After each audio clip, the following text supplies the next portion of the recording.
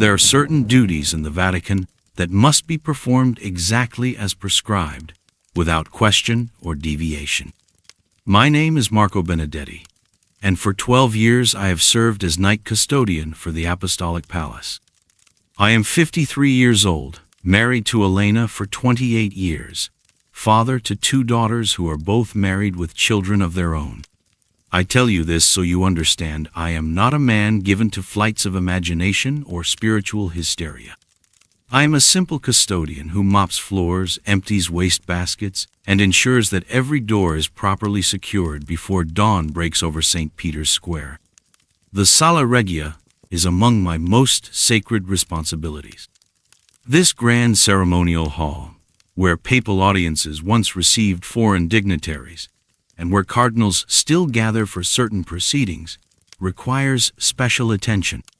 Not because of its historical significance, though it certainly possesses that in abundance, but because of Protocol 47.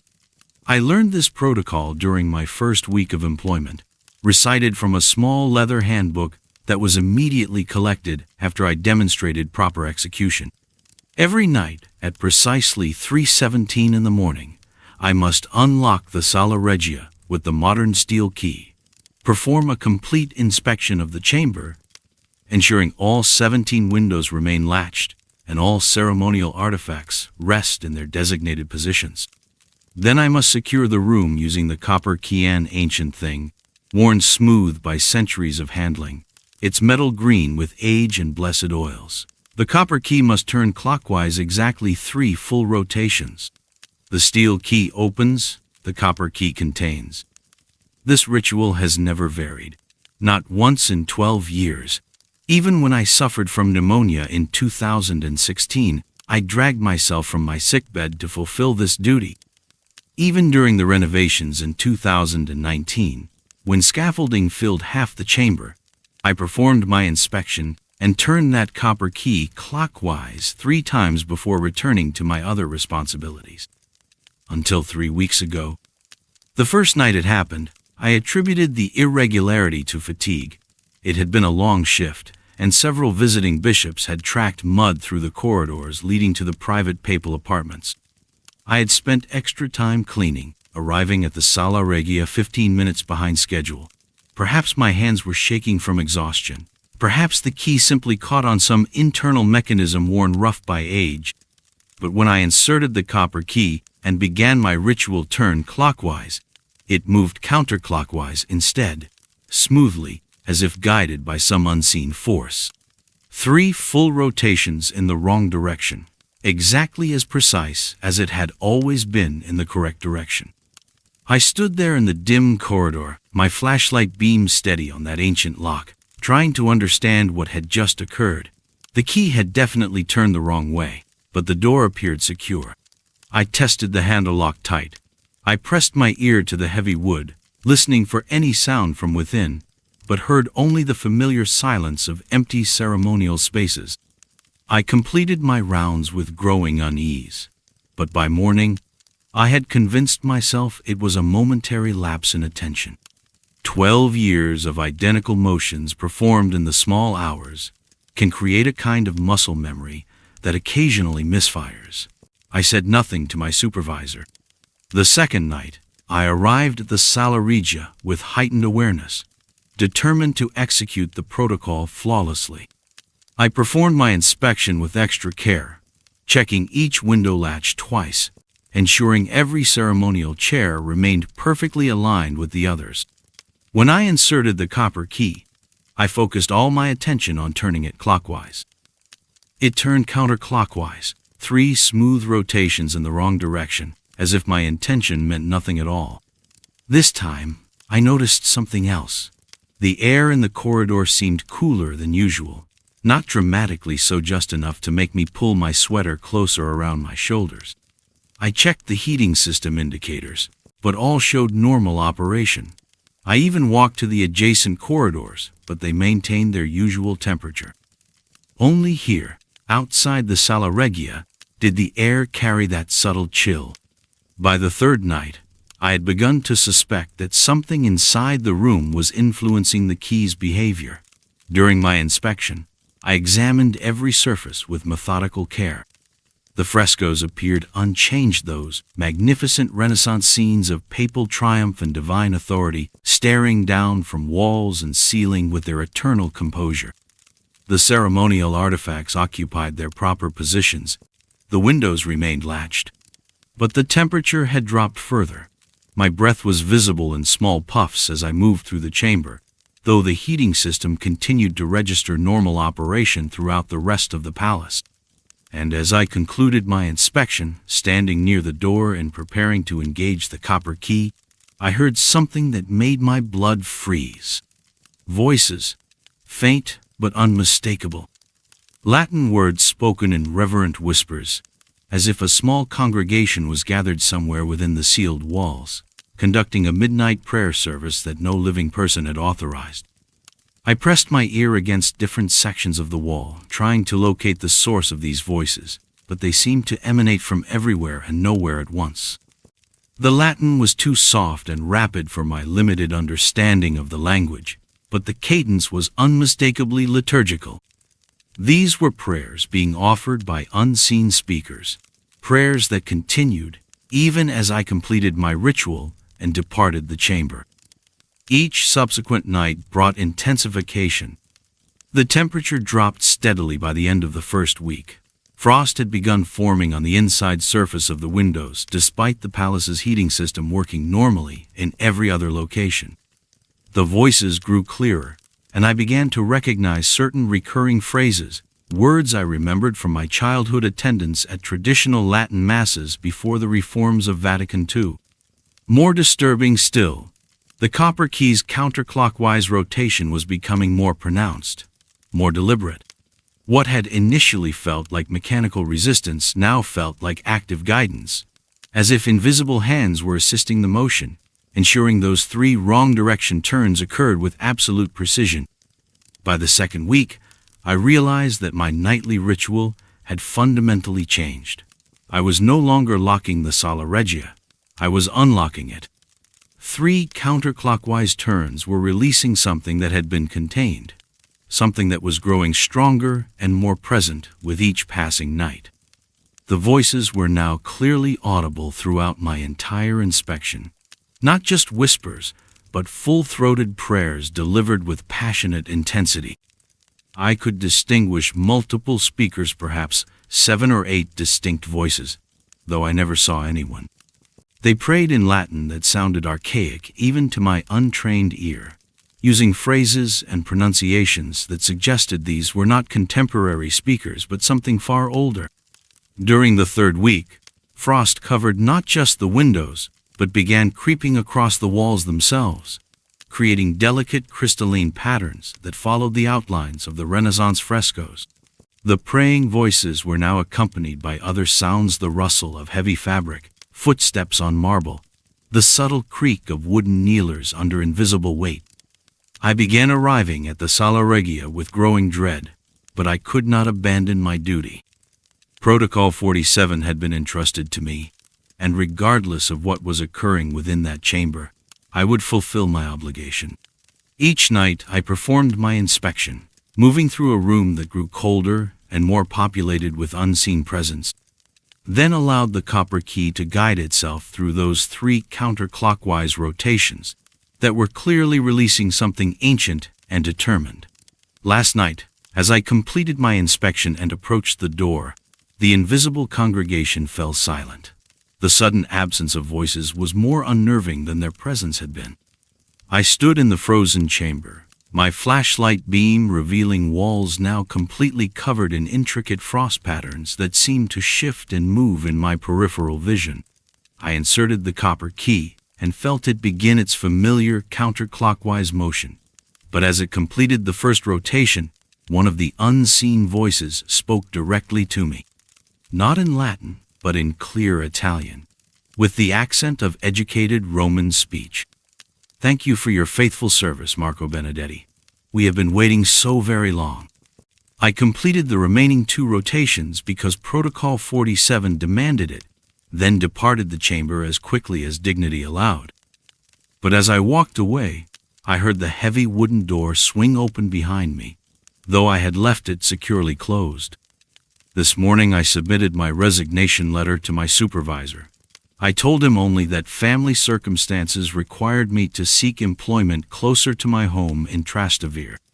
He accepted this explanation without question, though he did mention that a new protocol would be implemented beginning next week, Protocol 48, which would require 2 custodians to perform the Sala Regia inspection together. I said nothing about the copper key, or the voices, or the door that now stands permanently unlocked.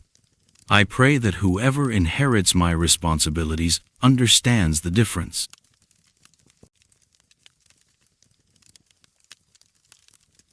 There are certain manuscripts in the Vatican's secret archives that must never be left unattended after sunset.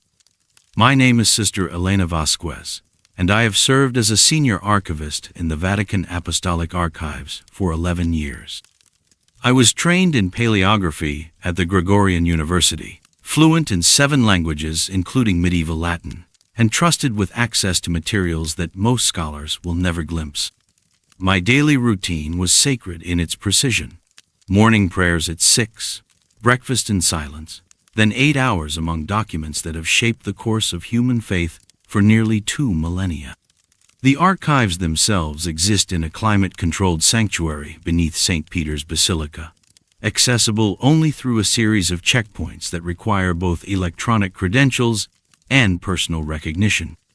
The reading rooms are lined with reinforced glass cases, containing everything from letters written by saints to papal bulls that dissolved kingdoms.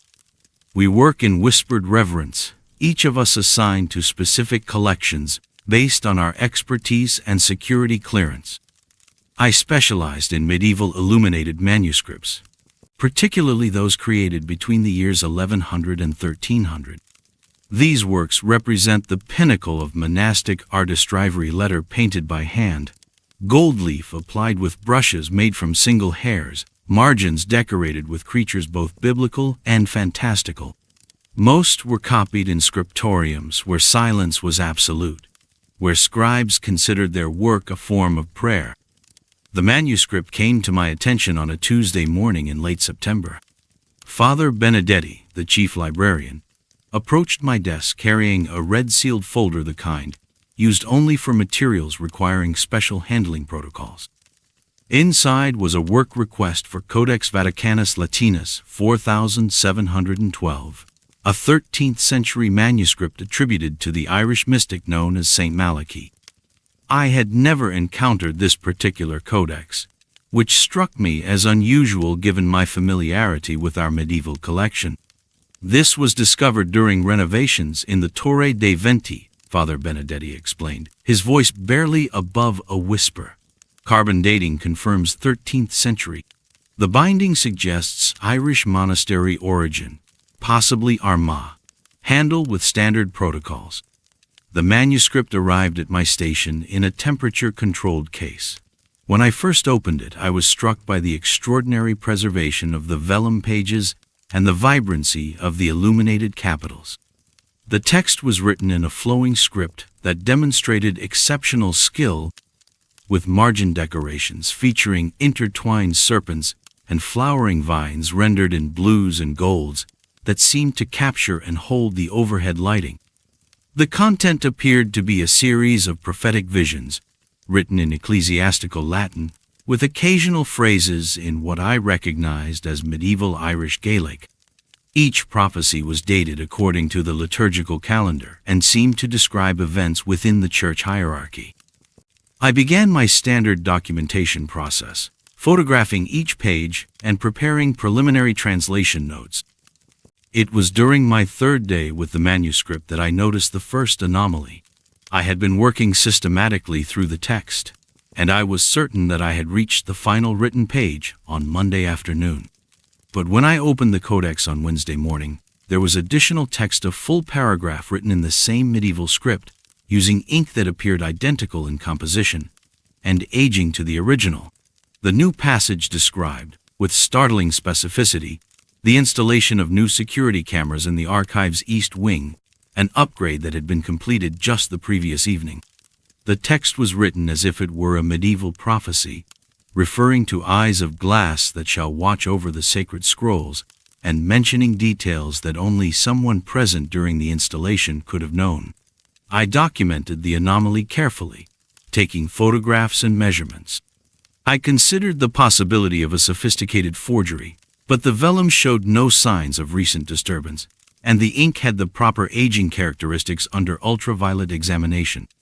Most troubling was the handwriting itself. It matched the original script so perfectly that it could have been written by the same hand, despite the impossibility of a 13th century monk predicting 21st century security installations. I reported the irregularity to Father Benedetti, who instructed me to continue my work while he consulted with senior staff. That evening, I sealed the manuscript in its case according to protocol and secured it in the overnight vault.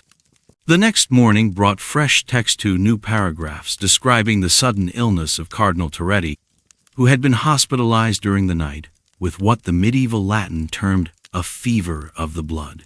The prophecy had been fulfilled with medical precision, even referencing the specific wing of the hospital where the cardinal was being treated. I began arriving at the archives earlier each day, desperate to catch the manuscript in the act of self-composition.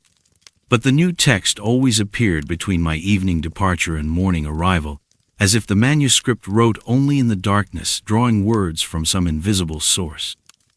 Each edition proved prophetically accurate, describing minor administrative changes, personnel assignments, even the weather with uncanny precision. After a week of this phenomenon, I made the decision to remain in the archives overnight, hiding in an adjacent storage room where I could observe the manuscript case without being detected by security rounds. I had violated several protocols, but my scholarly curiosity outweighed my caution. At exactly 3:17 in the morning, I heard the sound of paper rustling from within the sealed case. Through the reinforced glass, I could see the manuscript lying open, its pages glowing faintly in the emergency lighting. As I watched, words began to appear on the blank vellum, forming themselves letter by letter in the same flowing script. No hand guided the process. The ink simply materialized, as if being written by an invisible scribe working from some eternal dictation. I remained frozen in my hiding place, watching this impossible calligraphy continue for nearly an hour. When the writing stopped, I waited until dawn before emerging to examine the new text. The overnight edition was longer than previous and traced an entire page describing events that would unfold over the coming days, including the arrival of a delegation from the Eastern Orthodox Church and specific details about their meeting agenda that had not yet been finalized. But it was the final entry that drove ice through my chest.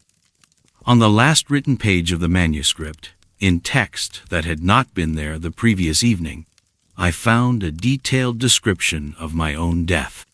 The prophecy was written in the first person, as if I had composed it myself, describing how I would collapse in the archives on Friday evening while working alone.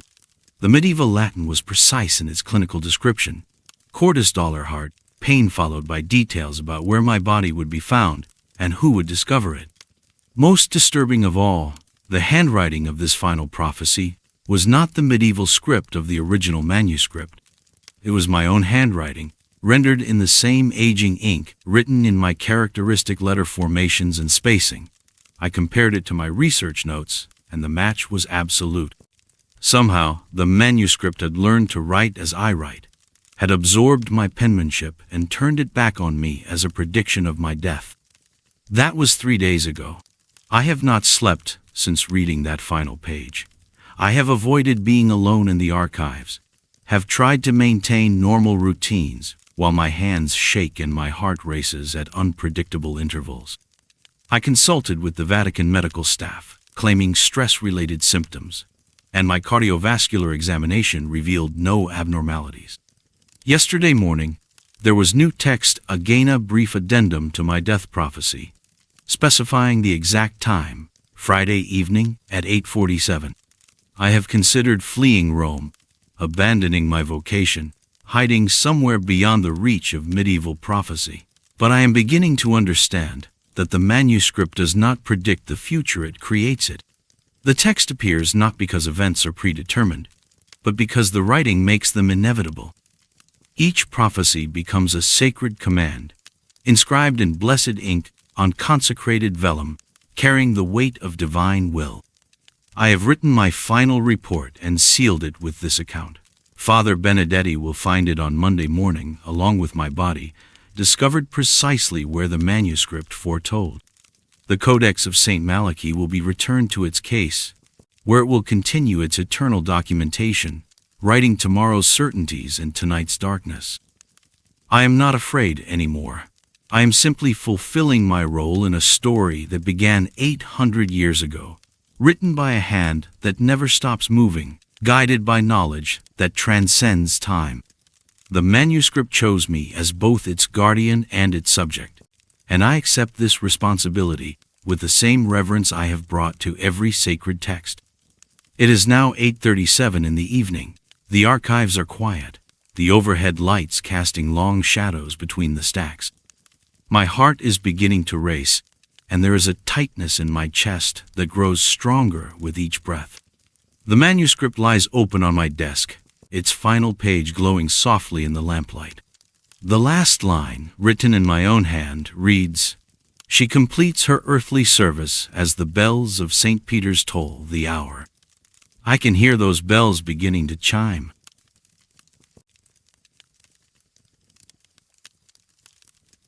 There are 37 security cameras in St. Peter's Square, and I know every angle by heart. My name is Marco Toretti, and I've been monitoring Vatican security footage for 11 years.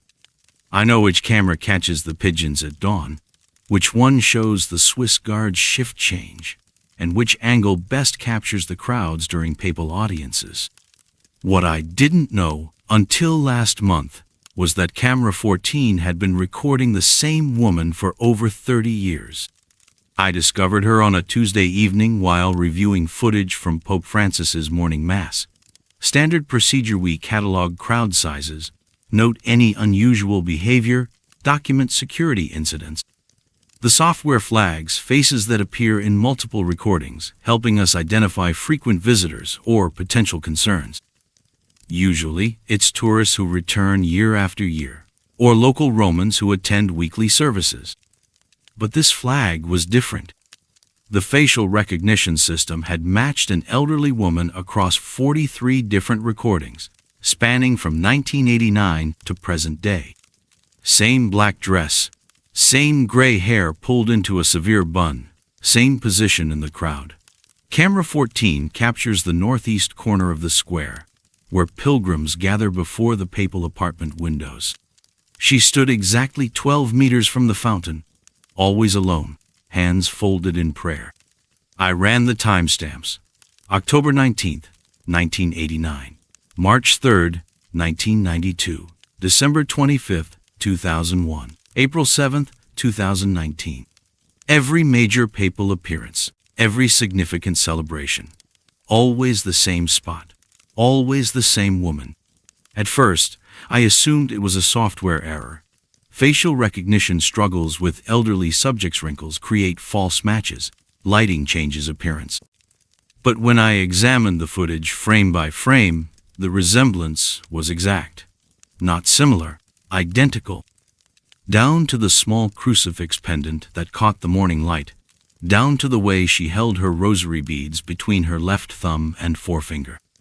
I brought the anomaly to my supervisor, Captain Benedetti.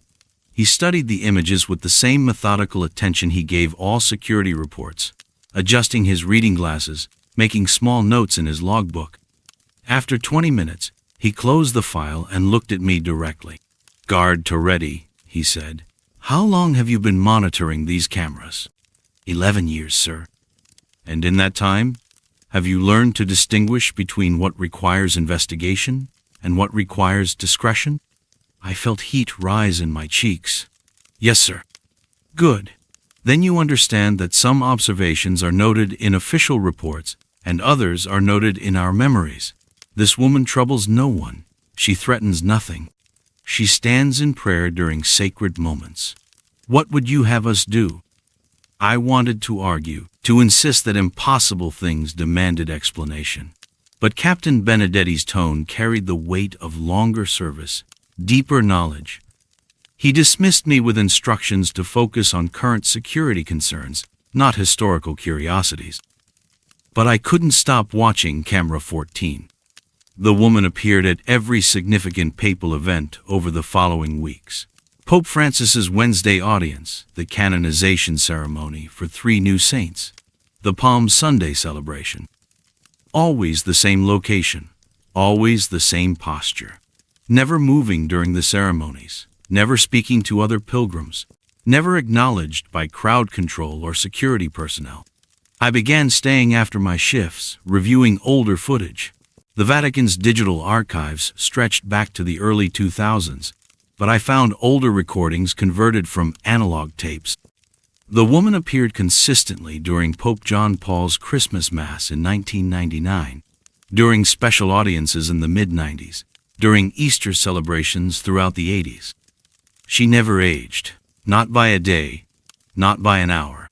The breakthrough came when I accessed maintenance records for Camera 14. The camera had been replaced 6 times since installation, upgraded for better resolution, adjusted for optimal coverage.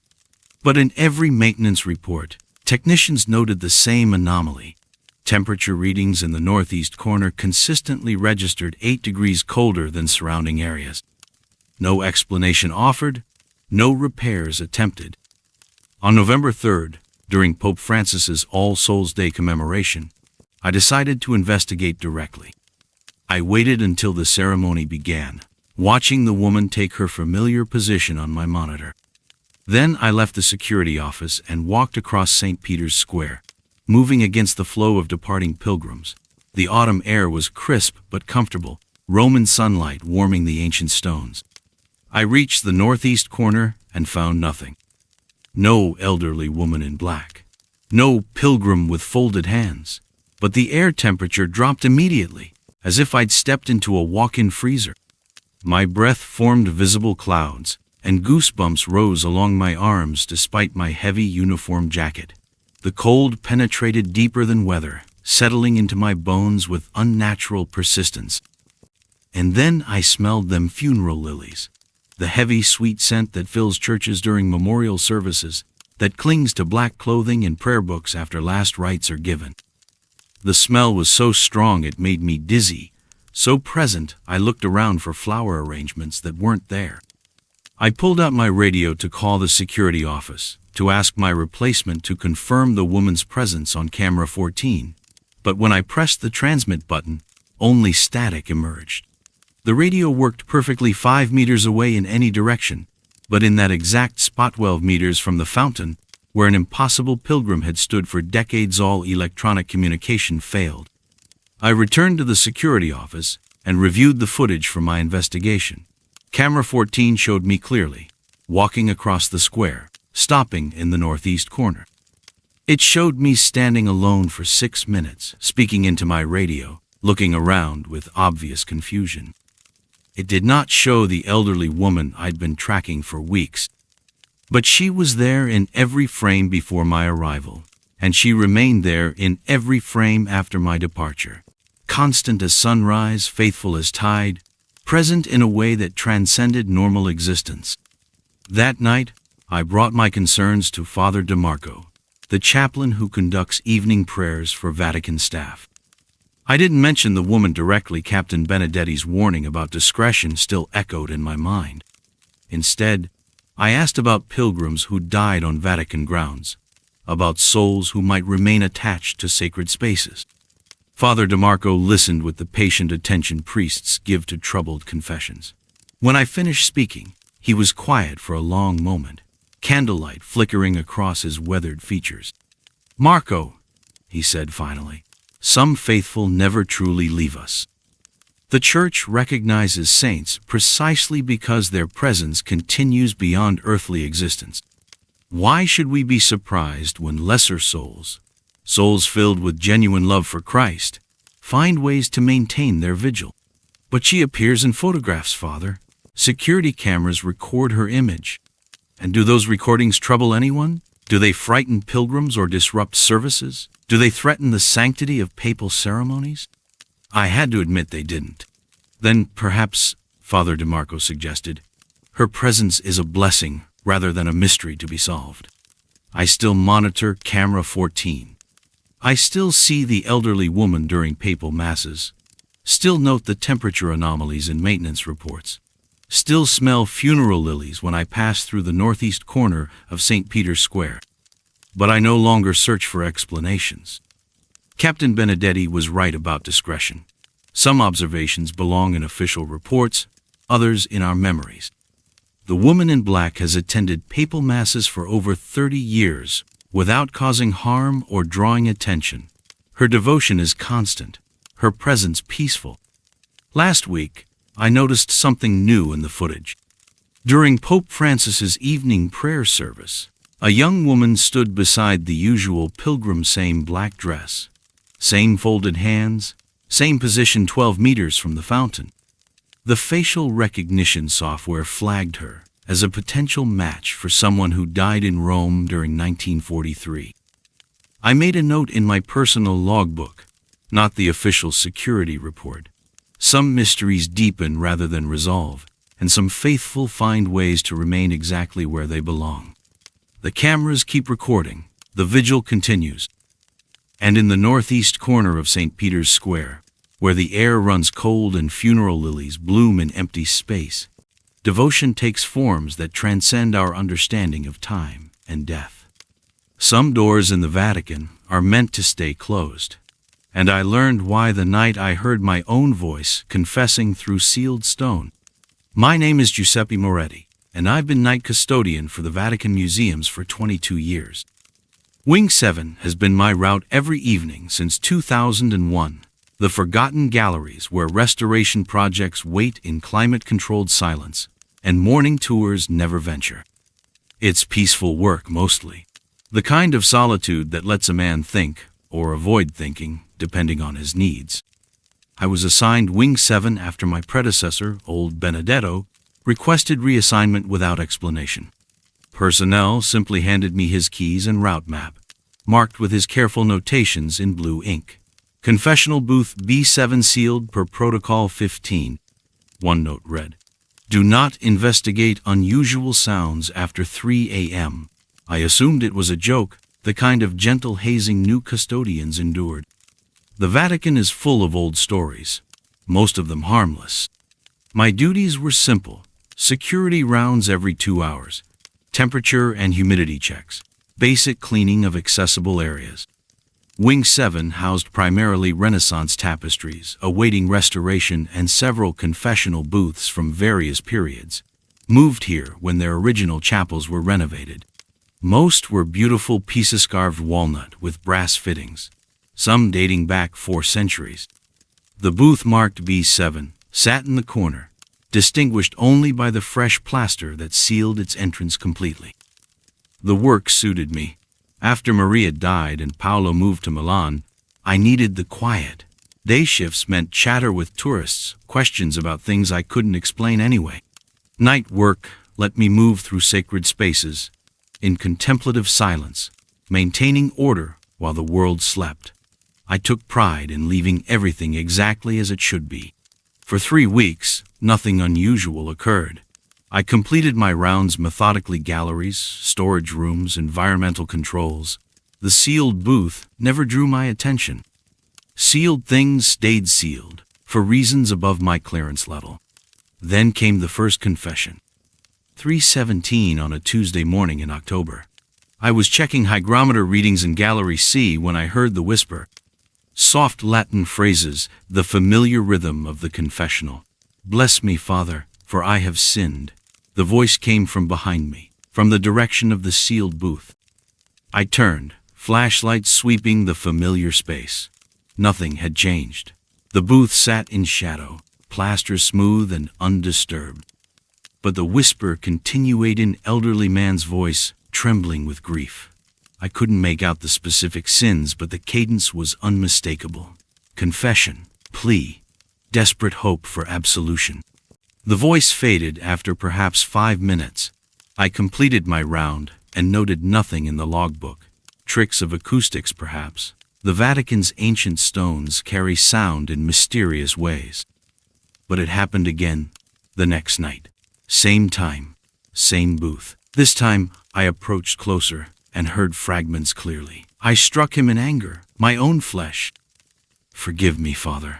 I loved him too much to lose him this way. The desperation in that voice made my chest tighten. I knew that particular grief intimately. By the fourth night, I brought a small tape recorder.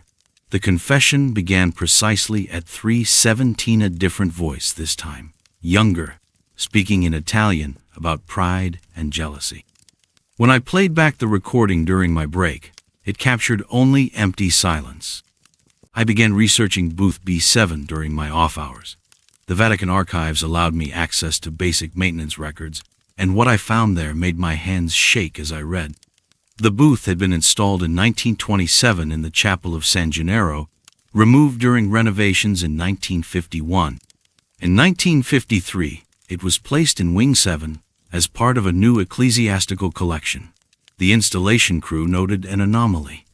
The booth appeared to have been modified from the inside. The penitent's side showed scratch marks on the walls, and the kneeler was bolted in place from within. More disturbing was the final entry.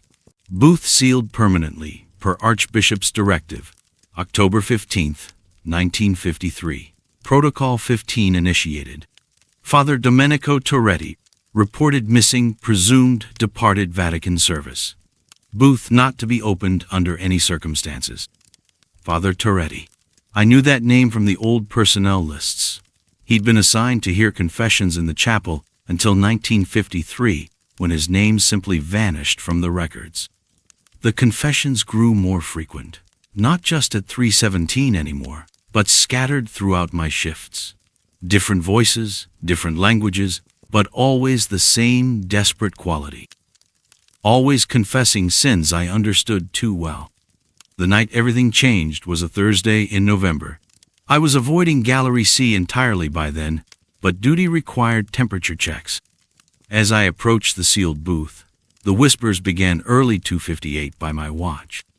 This voice was different, younger, speaking Italian with a Milanese accent that made my throat close. Forgive me, Father, for I have sinned. I was angry with my papa for working always, never home, never time for his family. I said terrible things, that I hated him, that I wished he would just disappear. My flashlight clattered to the floor. It was Paolo's voice, my son, confessing words he'd screamed at me the night before Maria's funeral, words that drove him to Milan and drove me to these midnight corridors. I didn't mean it, Papa, the voice continued through sealed stone. I was scared and angry, and I missed Mama too much. I know you love me. I know you work so hard because you love us. Please forgive me. Please come home. I pressed my hands against the plaster, tears falling onto centuries-old stone. Paolo? Paolo, I'm here. I'm sorry. I love you, son. I'm so sorry. But the whisper that came back wasn't Paolo's voice anymore. It was older, broken by decades of grief. My own voice, confessing through impossible barriers. Forgive me, Father, for I have sinned. I chose work over family. I hid in sacred duties when my wife was dying. I drove away my son with silence when we both needed each other most. I've been dead inside this booth for 20 years, and I don't know how to get out. I stood there until dawn, hand against the wall, listening to my own voice confess sins to a priest who'd been sealed inside since 1953. Sometimes, Paolo answered. Sometimes it was just the whisper of prayers I'd forgotten how to say. When the morning shift arrived, they found me sitting on the floor beside the booth, staring at my phone. I'd finally called Paolo. We talked for 3 hours. I requested transfer to day shift the following week. My replacement is a young man named Pietro who seems eager for the solitude. I gave him Benedetto's route map with all the old notations intact. Some warnings should be preserved. I still hear the whispers sometimes during evening prayers at my local parish, but now they sound less like desperation and more like hope. Booth B7 remains sealed, but I think Father Toretti isn't quite so alone anymore. Protocol 15 exists for good reason. Some confessions are too heavy for one soul to carry.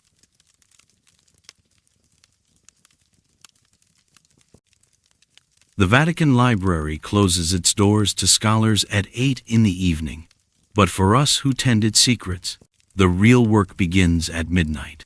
My name is Dr. Carmela Ricci, and I have served as night librarian in the Apostolic Library's restricted collections for 11 years. Most people assume our evening duties involve simple maintenance dusting manuscripts, checking temperature controls, ensuring the proper humidity for parchments that have survived longer than most nations. They're not entirely wrong, but they're not entirely right either. Some collections require a different kind of attention, the sort that can only be given when the last tour group has departed and the Swiss guards have locked the outer gates. I was assigned to Sublevel C, which houses texts acquired through what our administrative documents carefully term irregular channels. These are manuscripts discovered in abandoned monasteries, recovered from private collections after suspicious deaths, or donated by families who simply wanted them gone. The Church, in its infinite wisdom, neither destroys knowledge nor allows it to circulate freely. Instead, it catalogs, contains, and watches. The work suits my temperament. I've always preferred the company of books to people, and the deep silence of the sublevel archives feels more like prayer than labor. Each night, I descend 3 flights of marble stairs, badge through 2 security checkpoints, and enter a world lit by soft LED strips that cast no shadows on the reading tables. The air smells of old leather, preservation chemicals, and something that reminds me of the incense used during requiem masses. My duties are straightforward. Verify the physical condition of designated texts, update the environmental monitoring logs, and maintain the card catalog system. Yes, we still use cards. Digital records can be hacked, corrupted, or deleted. Handwritten index cards, filed in locked wooden drawers, endure. It was on a Tuesday night in late October when I first noticed the irregularity. I was updating cards for a collection of medieval treatises on angelology when I discovered an entry that shouldn't have existed. The card was yellowed and brittle, written in the same careful script we'd used for decades, but the information made no sense. It listed a work titled Confessions of the Unborn by St. Augustine, with a publication date of 1567. Augustine died in 430. I checked twice, then 3 times. The handwriting matched our standard format perfectly, but the mathematical impossibility remained. I assumed it was a filing error, perhaps a graduate student's thesis about Augustine that had been mislabeled. But when I searched for the corresponding text, I found no book, no manuscript, no record of acquisition, just the card, sitting in its proper alphabetical position as if it had always belonged there. I should have reported the discrepancy to the head librarian. Instead, I found myself opening drawer after drawer, looking for similar anomalies. What I discovered made my hands shake. Dozens of cards described impossible works. Dante Alighieri's Fourth Circle of Paradise, dated 1692, 3 centuries after his death. Thomas Aquinas's Summa Contra Mortalis, supposedly written in 1843. Jerome's Translation of the Future Gospels, listed as published in 2012. Each card was authentic, aged, and written in our house style. Each described a book that could not exist, and each had a location code pointing to sections of the library that weren't on any floor plan I'd ever seen. The next night, I came prepared with architectural drawings borrowed from the Vatican Maintenance Department. I followed the location code from Augustine's Phantom card, Sub-C Delta 7, 114. Sub-C was my floor. Delta referred to the East Wing, but according to every blueprint I could find, there was no Section 7 in Delta. The wing ended at Section V, terminating in a wall that backed against the foundations of St. Peter's itself. I walked the Delta wing with a flashlight, counting sections. 1, 2, 3, 4, 5, and then a wall, just as the drawings indicated. But when I pressed my ear against the stone, I heard something that made my breath catch. The faint whisper of turning pages. I began arriving earlier each night, spending hours examining the phantom cards and mapping their locations. Every single card pointed to sections that didn't exist. Epsilon the 8th, Gamma XI, Beta 10.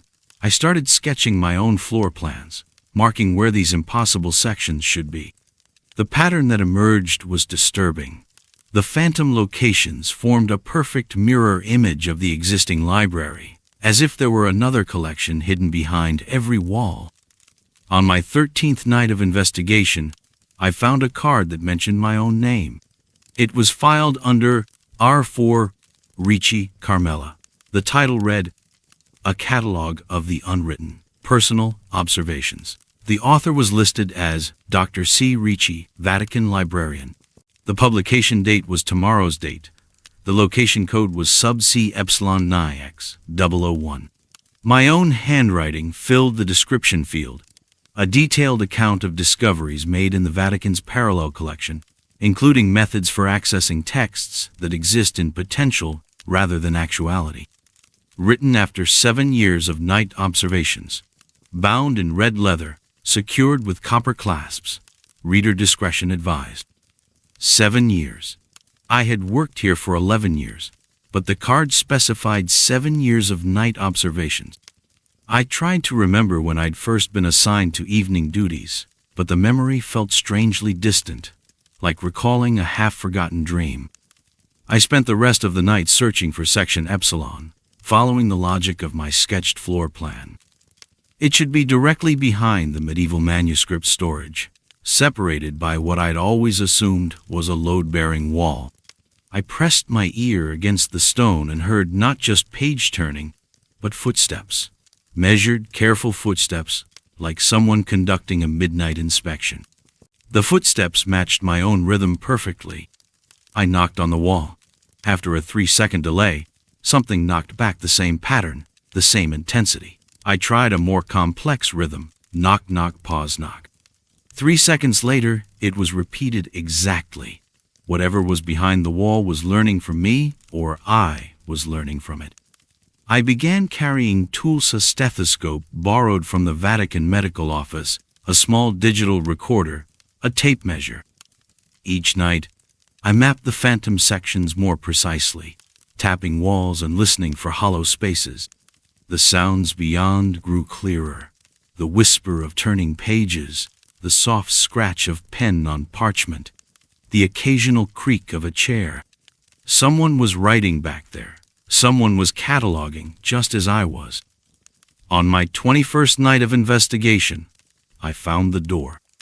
It wasn't hidden or camouflaged, it was simply there, between sections V and 6 of Delta Wing, exactly where no door should fit. The wood was dark with age, marked with a copper plate bearing a single word, Potentia, potential. The door was unlocked. Beyond lay a library identical to mine in every detail, except for the books. The shelves held the phantom texts, every impossible work described in my catalog cards. Confessions of the Unborn sat in its designated spot, bound in white vellum. The fourth circle of paradise occupied a place of honor on a reading stand, its pages open to verses that made Dante's original seem incomplete. At the central desk sat another figure, writing carefully in a leather-bound journal.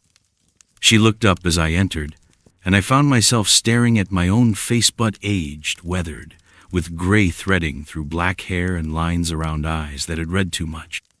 "You're early," she said in my voice. "I wasn't expecting you for another 3 years." I approached slowly. Her journal lay open, filled with my handwriting documenting discoveries I hadn't made yet. The entry she was completing described my arrival in this room, my confusion, my growing understanding that I was looking at myself from 7 years in the future. "The books," I whispered. "They're all here." "They were always here," the older Carmela replied. "You simply hadn't learned to see them yet. Every text that could be written exists somewhere, in some form." We catalog the actual. I catalog the potential. Eventually, they meet. She closed the journal and stood. Your shift is beginning. Mine is ending. In 7 years, you'll understand why the transition is necessary. I reached for Augustine's Confessions of the Unborn, but my fingers passed through it like mist. The older Carmela smiled sadly. Not yet. You have to earn the right to read what was never written. Continue your observations. Continue your catalog. When you're ready, the books will be real enough. She walked past me toward the door, pausing to place a hand on my shoulder. Her touch felt like memory, like destiny, like the weight of years I hadn't lived yet. The Vatican contains multitudes, she said. Not all of them have happened yet. I blinked, and I was alone in my familiar library, standing before the wall between sections V and 6. No door, no other collection, just stone and silence. But in my pocket, I found a card I hadn't written yet, describing a book I hadn't read, about discoveries I was still making. The handwriting was mine. The publication date was 7 years in the future. I filed it carefully in its proper place and continued my rounds. After all, some books take time to write themselves, and some catalogs require more than one librarian to complete. The Vatican Library closes its doors to scholars at 8 in the evening. But for us who tend its secrets, the real work is just beginning.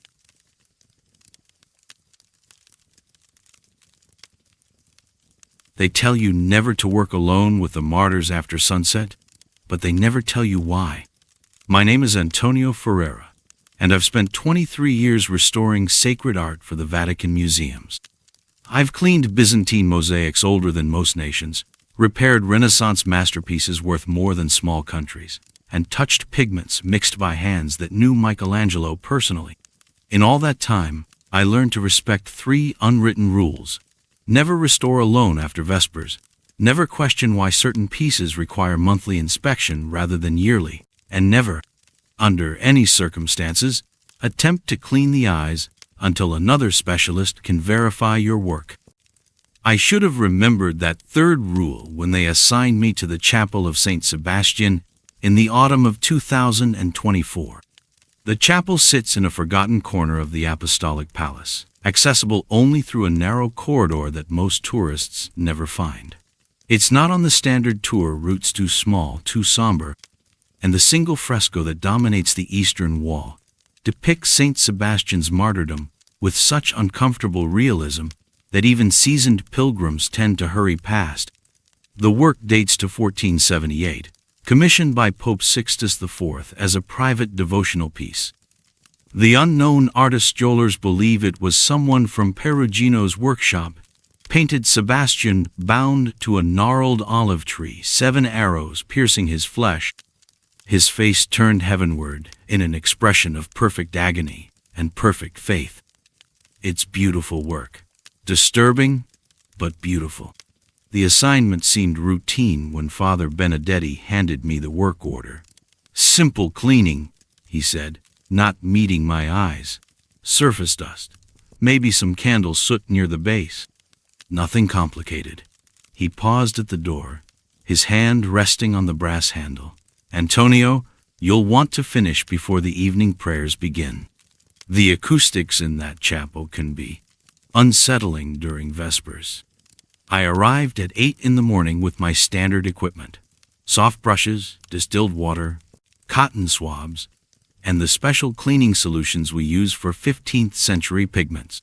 The chapel was cold despite the October heat outside, and the single window cast long shadows across the stone floor. I set up my equipment and began with the preliminary examination, photographing every inch of the fresco to document its condition before I began. That's when I first noticed the eyes. In my photographs, St. Sebastian's gaze appeared fixed on the traditional point somewhere beyond the viewer, toward heaven, as befitted a martyr's final moment. But when I looked directly at the fresco, I could have sworn those painted eyes were watching me.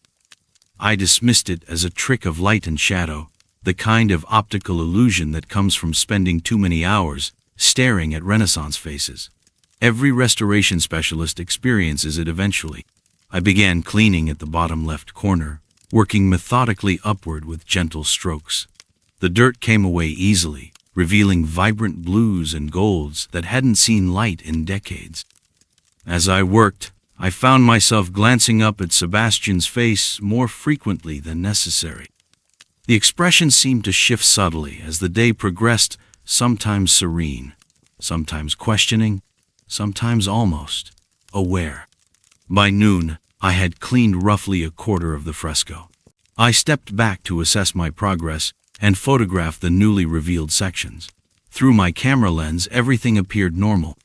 But when I lowered the camera, Sebastian's eyes had definitely moved. They were looking directly at me now, with an intensity that made my hands shake. I sat down on the small wooden bench and tried to rationalize what I was seeing. Painted eyes often appear to follow the viewer. It's a common artistic technique, especially in religious works. The artist would have positioned the pupils to create that effect deliberately. But this felt different. This felt like being observed by something conscious, something that recognized me as an individual rather than simply another viewer. The afternoon brought Father Martinez and Sister Catherine for their daily prayers. I continued working while they knelt before the altar, their whispered Latin echoing softly off the stone walls. Halfway through the paternoster, Sister Catherine gasped and crossed herself rapidly. When I looked up, she was staring at the fresco with wide eyes. "Did you see that?" she whispered to Father Martinez. "See what, sister?" "The saint. I thought I saw him blink." Father Martinez followed her gaze to the fresco, then looked at me with an expression I couldn't read. "Perhaps the cleaning has revealed details that weren't visible before," he said carefully. "Restoration work can sometimes create unexpected effects." They finished their prayers in silence and left without another word. That evening, I stayed later than I should have. Father Benedetti's warning about finishing before Vespers echoed in my mind, but I was making good progress and wanted to complete the upper section while the light was still adequate.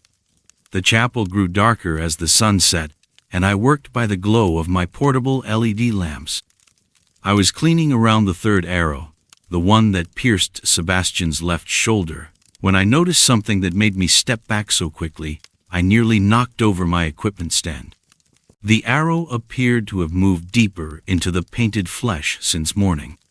Not by much, perhaps a millimeter, but enough that the shadow it cast had changed, and the surrounding skin showed fresh detail that I was certain hadn't been there before.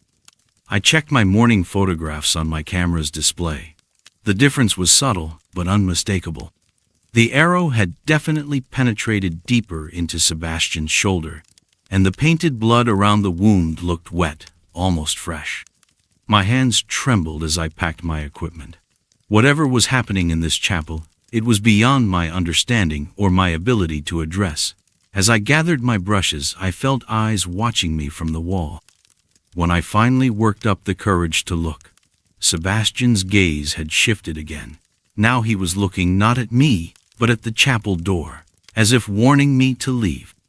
I didn't return for 3 days. I told Father Benedetti I was ill, which wasn't entirely untrue. I had barely slept since that evening, plagued by dreams of painted eyes and moving arrows. When I finally forced myself back to the chapel, I brought Brother Francis with me. He was a younger restoration specialist, eager to learn, and I thought his presence might dispel whatever psychological effects I was experiencing. "The work is exceptional," Francis said, examining the cleaned sections. "The detail is remarkable. Look at the way the artist captured the texture of the wood, and the modeling of the saint's muscles. It's almost photographic." I watched him work for several minutes before I asked, "Do you notice anything unusual about the saint's expression?" Francis stepped back and tilted his head. "It's very lifelike, almost as if he's about to speak." He paused, studying the face more closely. "Actually, it's strange. When I look at it directly, he seems to be watching me work. But I suppose that's just the artist's skill. Has the expression changed at all since you've been looking at it?" "Changed?" Francis laughed. "Antonio, it's a painting. 500-year-old pigment on plaster. How could it change?" But even as he said it, I saw his smile fade. He had noticed a tooth-subtle shift in Sebastian's gaze, the way the painted eyes seemed to track our movements around the chapel. We worked in silence for the rest of the morning. Francis cleaned the lower sections while I focused on the area around Sebastian's head, but I found it increasingly difficult to concentrate with those painted eyes watching my every movement. Several times I caught myself looking over my shoulder, as if expecting to find someone standing behind me. During our lunch break, we sat outside in the Vatican gardens. Francis was quieter than usual, picking at his sandwich without much appetite. "Antonio," he said finally, "when you were working near the saint's face this morning, did you notice if his eyes ever seemed to close, even for a moment?"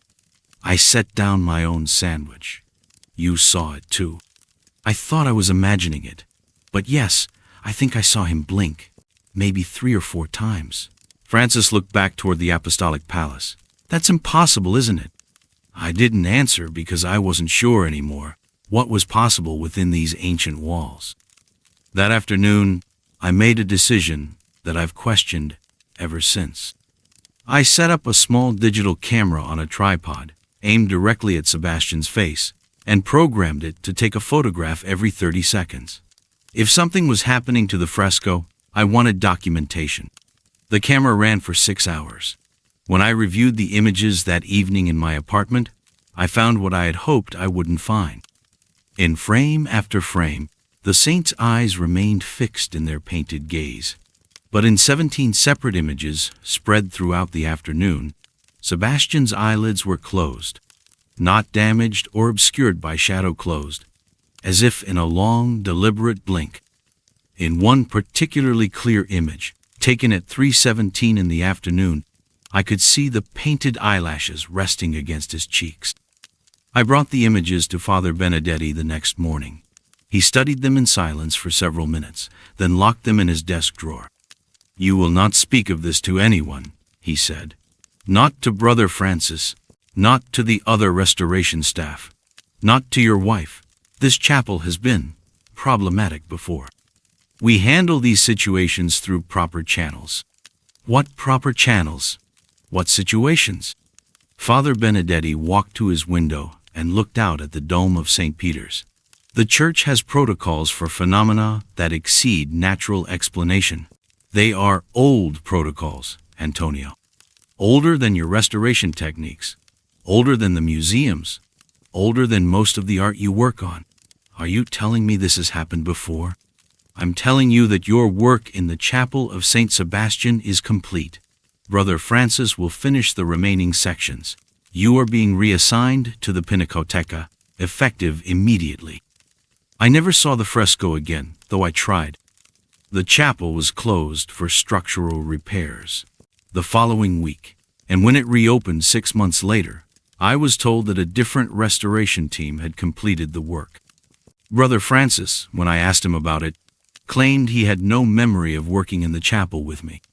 But sometimes, during evening prayers, I still dream of painted eyes that follow, of arrows that move deeper in the night, and of a saint who blinks behind closed doors. And sometimes, in those dreams, I hear Sebastian trying to speak, his painted lips moving silently, desperately, as if he has been trying to warn us of something for 500 years. The Church keeps many secrets in its sacred walls. Some of them, I've learned, are still alive.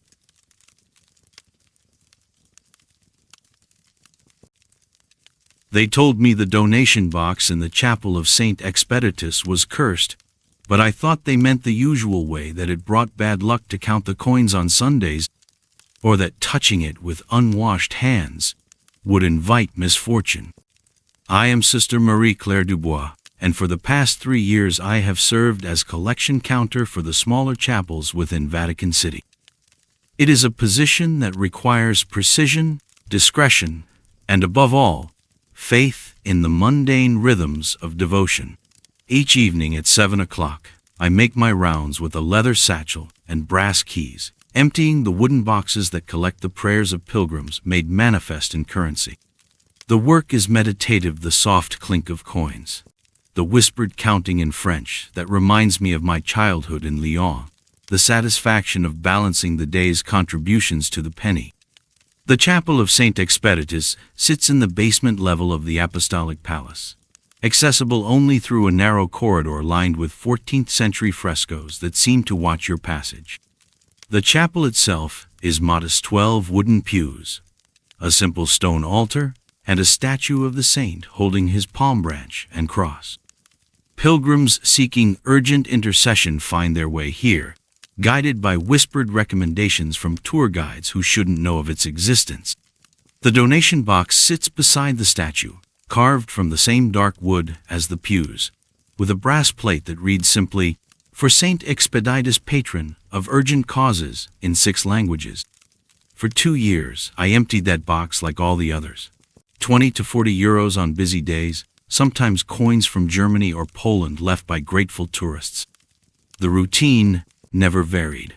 Unlock the front panel with the smallest key on my ring, count the contents twice, record the amount in my leather logbook, and secure everything in the deposit bag for morning reconciliation with the bursar's office. But 3 months ago, something changed.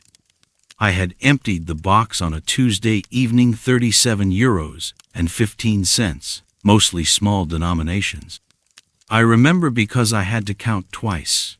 One of the coins had rolled under the pew, and I spent 5 minutes with my flashlight, feeling foolish as I crawled on the stone floor. The chapel was locked at precisely 7:45, as always. The security system armed itself automatically at 8. Wednesday morning, I received a call from Father Benedetti. The box was overflowing. Coins were scattered on the floor around the statue's base. I assumed a group of pilgrims had somehow accessed the chapel during night prayers, though the schedule showed no services and made an exceptionally generous offering. I descended to find the box so full that coins had spilled through the narrow slot and formed small piles on the floor. But as I gathered them, I noticed something that made my hands tremble against the metal. These were not euros, or even currencies I recognized. Heavy silver coins bore the double-headed eagle of Austria-Hungary. Brass tokens carried inscriptions in languages that looked like Latin but followed no grammar I knew. One coin, green with age, depicted a bearded figure beneath text that read Imperium Byzantium and was dated 2037. I counted everything twice, then a third time, 463 pieces totaling, according to my best estimates of exchange rates for currencies that no longer existed, approximately 12,000 euros. The weight was extraordinary. My shoulders ached from carrying the deposit bag to the bursar's office. Father Benedetti accepted my report without comment, but I noticed he made the sign of the cross after writing the amount in the ledger. The pattern continued. Every evening I emptied the box. Every morning it overflowed again. The coins grew stranger Ottoman gold pieces, Confederate dollars printed on fabric, copper tokens from the Papal States. Some bore dates from centuries past, others showed years that hadn't yet arrived. A silver coin dated 2049 depicted a pope whose face I didn't recognize beneath a tiara of unfamiliar design. I began weighing the daily collections on the small scale in the bursar's office. Tuesday, 14 pounds. Wednesday, 16 pounds. Thursday, 18 pounds, 2 ounces. The progression was exact, methodical, as if something was measuring out our faith in precise increments. Father Benedetti stopped commenting on the amounts. When I brought him the Thursday collection, he simply crossed himself and locked the deposit bag in his safe without counting. But I saw him looking at a particular coin, a gold piece that seemed to shimmer with its own lightened. His lips moved in what might have been prayer or might have been fear. Friday night, I decided to remain in the chapel after my collection. I told myself it was due diligence, that I needed to understand how pilgrims were accessing a locked room. I settled into the back pew with my rosary and waited. At 11:47, I heard the first coin drop. The sound was unmistakably specific chime of metal striking wood that I knew from 3 years of collections. Then another, and another. I approached the box with my flashlight, but the beam showed nothing. The slot remained empty, yet the sounds continued, regular as a heartbeat, 1 coin every 30 seconds. I opened the front panel with my key. The box was filling as I watched, though I could see no source for the coins. They simply appeared in the darkness, silver discs materializing from nothing, each one adding to a pile that grew steadily higher. I reached inside and grasped one of the new arrivals. It was warm, as if it had just left someone's palm, and the metal thrummed against my skin like a living thing. The coin bore my own face. Not similar to my face, not reminiscent of someone who might be related to me. My exact features, rendered in perfect detail on what appeared to be a papal commemorative coin. The inscription, in Latin, read, Sister Marie Claire Dubois, Martyr of the Empty Box, Year of our Lord 2026.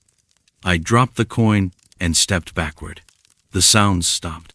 In the sudden silence, I could hear my own breathing and something Elsie whispered that might have been wind through the ventilation system, or might have been a voice speaking words in no language I had ever heard. The temperature in the chapel dropped so suddenly that my breath came out in visible puffs. I left the box open and fled. Saturday morning, Father Benedetti called me to his office. The Friday collection had been the heaviest, yet 22 pounds of coins that seemed to move in the deposit bag even after I set it down. He didn't ask why I had left the box open. Instead, he handed me a transfer order. I was being reassigned to the gift shop in St. Peter's Square, effective immediately. The Chapel of St. Expeditus has been sealed for maintenance, he said, not meeting my eyes. The work may take several years. I wanted to ask about the coins, about the impossible weights and the dates that hadn't yet come to pass. But Father Benedetti had already turned back to his paperwork, and I understood that some conversations were not meant to happen within these walls. As I cleaned out my desk, I discovered that my leather logbook had changed. The entries for the past 3 months now showed normal amounts, 30 or 40 euros each day, recorded in handwriting that looked like mine but felt foreign under my fingers. Only the ache in my shoulders remained as evidence that I had carried something much heavier. Last week, walking past the sealed corridor that leads to the chapel, I heard the familiar sound of coins dropping into wood. The sound came from behind walls that had been mortared shut, but it continued steady, patient, methodical, measuring out something that might be faith or might be time itself, one piece at a time. I work in the gift shop now, selling rosaries and postcards to tourists who will never know that somewhere beneath their feet, a box that should be empty continues to fill with currencies from countries that never existed and years that may never come. Sometimes, late at night, I feel the weight of those impossible coins in my dreams.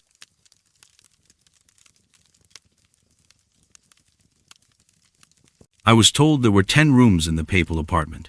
There are 11. There must never be 11. My name is Caterina Bianchi. I am 68 years old. I have cleaned the Apostolic Palace since 1986, when John Paul II was still strong enough to walk its halls unaided. I am not a nun nor a servant, though sometimes I've been called both. My badge says Supervisor della Polizia, Appartamento Papale. There are 6 of us on the team, but the other 5 rotate weekly. I do not. For nearly 4 decades, I've been the constant, the quiet woman with keys in her apron, praying while she polishes the door to the private chapel. We do not enter without permission. We do not rearrange what has been arranged. We do not open what has been sealed. And we do not count past 10 rooms. The papal apartment is not lavish, not in the way people think. Yes, there is fine wood, silk drapes, and the warmth of centuries in the air. But holiness is not decoration. It is order, silence, routine, and for 20 years that routine never changed. Until the morning of July 12, 2024. It was a Friday. I remember because I had just scrubbed the Holy Father's study with diluted vinegar and a new cloth, a small thing, but the scent still clung to my gloves. I stepped out into the corridor, as I always did, turned left to return to the supply closet. That was when I noticed the door. It was not new. That was the strangest thing. Its paint was the same muted bone white as the others. Its handle brass with a soft patina matched perfectly. There was even a faded placard, though no name remained. I stood there for some time. I counted, out loud. Uno, deux, tres. When I reached 10, I stopped. This door made 11. I did not open it that day. I am not a curious woman. I marked it in my small notebook, and I asked no one. The next week, the door was gone. I stood in the corridor for 10 minutes, holding my cleaning cart like a widow. Nothing but a stretch of familiar wall between the cardinal's guest room and the auxiliary library. I thought perhaps I had confused the floor. I hadn't. The week after, it was back. This time, it was slightly ajar. I moved closer. The scent from within was strange. Warm. Not foul, not sacred, but familiar. A mixture of lavender soap, aged leather, and something metallic. I did not enter. Again, I made a note. I began leaving small items by the door. First, a folded linen cloth. The next week, a sliver of soap. Then, a wooden rosary. Each disappeared. Still, no one spoke of the room. On August 2nd, I opened it. The hallway was empty. The morning shift had ended early due to a minor diplomatic event. The Pope was receiving a delegation, and we had been asked to vacate the upper apartments. I returned, alone. Past 11 o'clock. I stood before the door, which was now wide open, and I crossed myself. Inside was a single, long chamber, quiet as a tomb, warmer than it should have been. No air circulated, but there was no dust, no scent of neglect. The lighting, soft, golden, came from sconces I did not recognize. Along each wall stood simple furniture, a nightstand, a low bed, a crucifix, a writing desk. 10 such settings, each distinct in style and era: carved oak beside mid-century steel, parchment beside crisp Vatican stationery. Each place held personal effects. A red zucchetto, a pair of thick spectacles, a handkerchief embroidered with Benedictus, a carved pipe still warm to the touch. I checked the vent above the nearest bed. No air, no explanation. At the far end of the room was a mirror, ornate, flaked with age, the kind you might find in a bishop's private chapel, but it held no reflection, not mine, not the room's. Only a dim flicker, like candlelight behind frost. I returned again the following Friday. This time, I brought gloves and a small bottle of holy water. The room remained. Its warmth felt deeper. I whispered a prayer. Then I did what no cleaning supervisor is trained to do. I disturbed a setting. I picked up the pipe. It was still warm. Not from sunlight, not from contact. It felt held recently, as if someone had set it down minutes before I entered. I did not open it. I should have left then. But something, not a voice, not an urge, but a knowing, told me to look under the beds. Each had a pair of slippers placed precisely. Worn, not dusty. One pair bore a smudge of soil. Under the 10th bed, I found a key. Copper, ornate, cold. When I looked up, the mirror at the far end had fogged. I thought of turning back. But I am old. I have nothing to prove. Still, I stepped closer to the mirror. It did not show me. It showed a hallway I had never seen. Stone, arched, dimly lit with hanging lanterns. At its far end, a man in white walked away, slowly, head bowed, as if deep in prayer. I said, "Holy Father?" He stopped, turned slightly. It was not this Pope, not the last. It was Leo the 13th. I recognized him from the paintings, from his sunken eyes and that long parchment face. But this was not paint. This was breath. This was movement. He raised his hand and gestured not toward me, but toward something behind me. I turned. There was now an 11th bed, and it was empty. That night, I dreamt of a procession. 10 men in white cassocks walked silently down a stone corridor. Each bore a candle. The last turned toward me. "Not yet," he said, "but soon."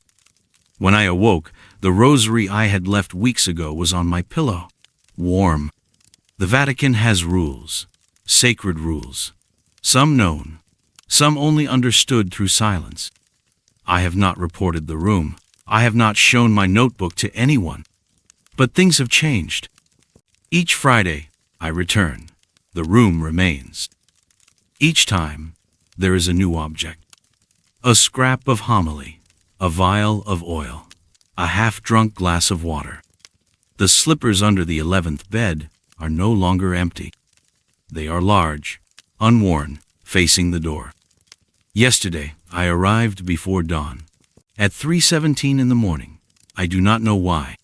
The door was closed. Not just shut sealed, with a small ribbon across it. Vatican red, stamped with the crossed keys. A seal I have only seen on archives I am not permitted to enter. I touched it. The ribbon was warm. Behind the door, I heard something move. A creak of floorboard, a shift of cloth. And then, unmistakably, the soft breath of someone kneeling in prayer. I stepped back. Later that morning, the seal was gone. The door again blended into the wall. When I asked Sister Amalia, who manages the registry of papal apartments, how many private chambers there were, she said, without hesitation, 10. Then she paused, looked past me, toward the corridor. "No," she whispered, 9 now. I do not know what I saw. I do not know what I've entered. But I've stopped trying to clean the room. I do not dust its beds or move its slippers. I do not straighten its papers or polish its mirror. Instead, I kneel. I kneel at the foot of the 11th bed, every Friday, just after 11 o'clock. And I listen. Not for ghosts, not for voices, but for breath, for the sign that someone has returned, or has not yet left. And each time I feel the air change. Not cold, not foul, warm, as if the room is not waiting for the dead, but for the living.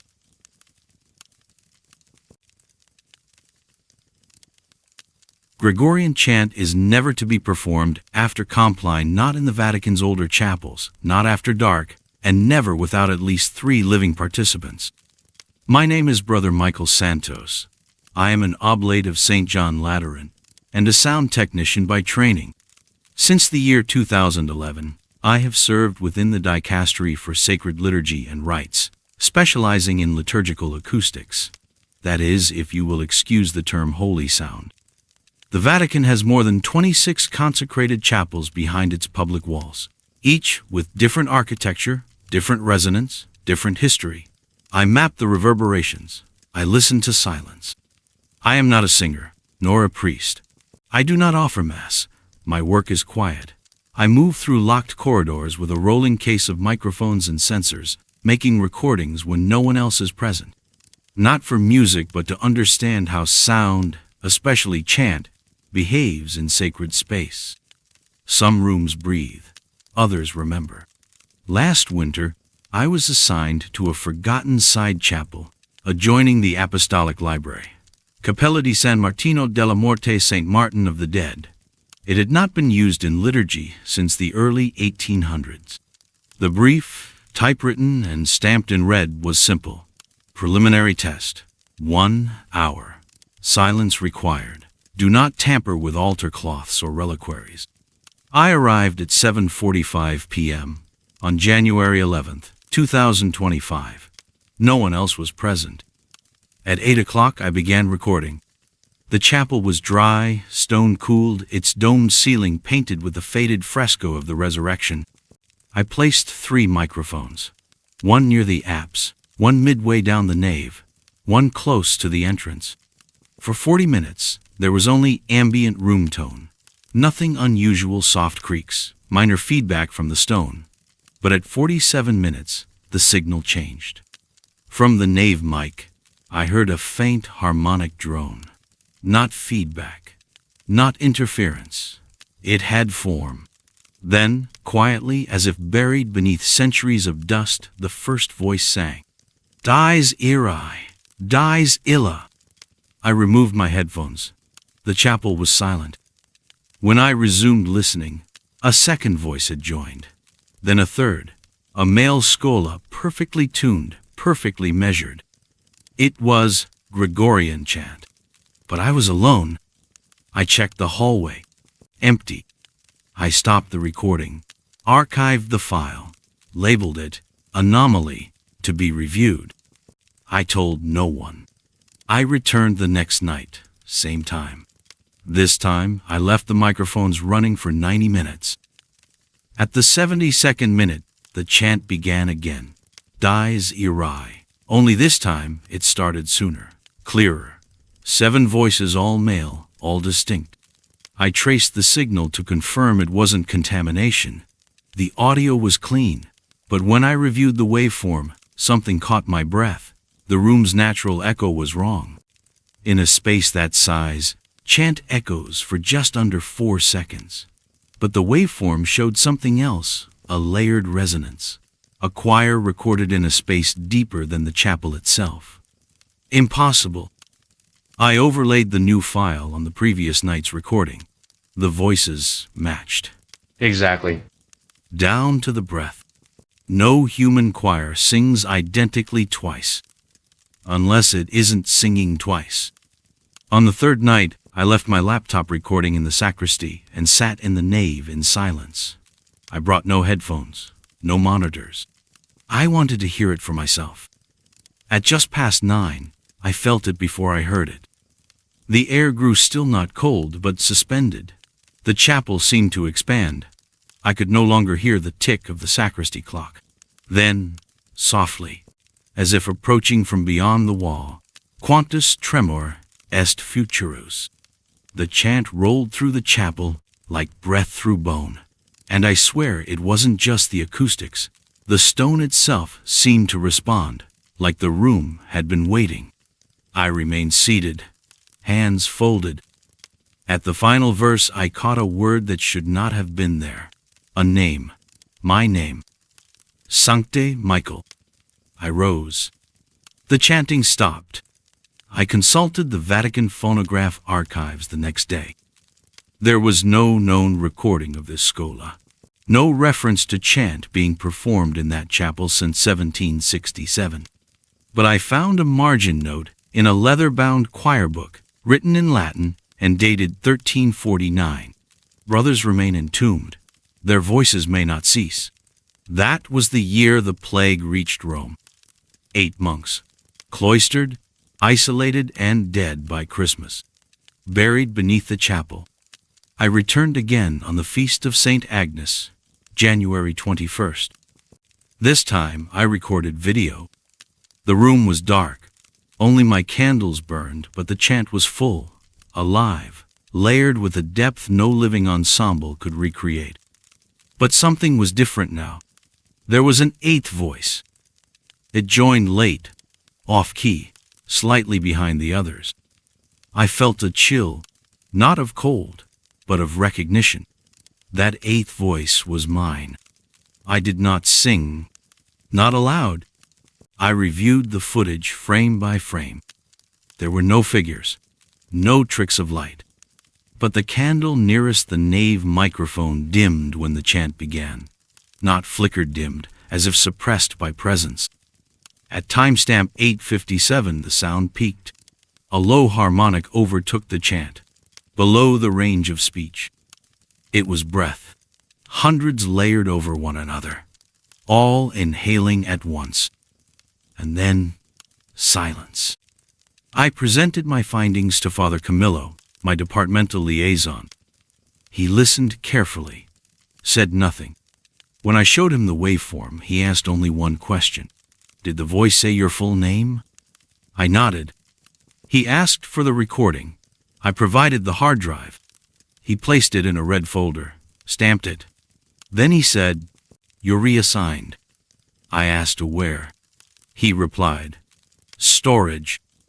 I now catalog vinyl and magnetic tape in the climate-controlled vault below the Palace of the Holy Office, sealed cases from early broadcasts, forgotten masses.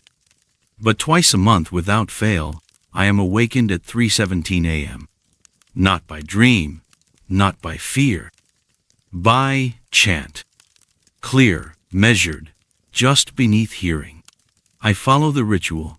Father Camillo instructed me to keep, rise, light a candle, recite the Confiteor, and wait. Always at the same moment the sound ceases, and I feel breath on the back of my neck. Last week, I found a file in the archive. Unlabeled, 15 minutes long. I played it against protocol. It was the chant, but not from the chapel. It was recorded inside the Apostolic Penitentiary, a sealed chamber beneath St. Peter's Basilica. The echo matched. At minute 13, the eighth voice enters. It says a name I have never spoken aloud. My baptismal name, Michelangelo, a name known only to my mother. I no longer listen to the recordings. They find me now, in the grain of silence, in the resonance of stone. Sometimes, when walking past a chapel, I hear one note, just one, caught in the curve of an arch, suspended, waiting. And in confessionals long abandoned, the dust on the floor shifts, as if someone within has turned to face me. I am Brother Michael Santos. I am a technician of holy sound. And somewhere, beneath the chant, I am still singing, even when I am silent.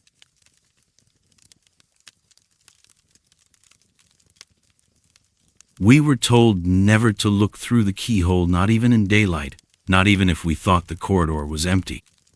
My name is Johann Weber.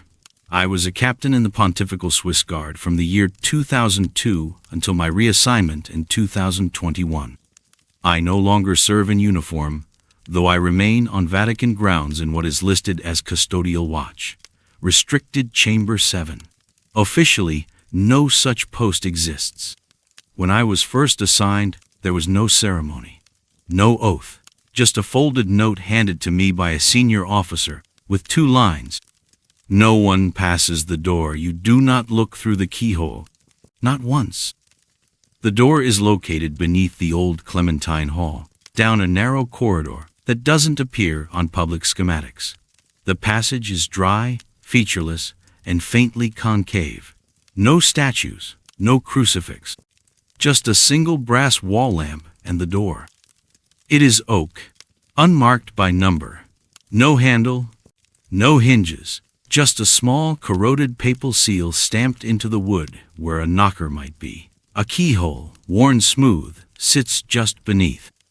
I was not given a weapon, only a chair, a crucifix on a leather cord, and the order to remain from sundown to sunrise. That was 3 years ago.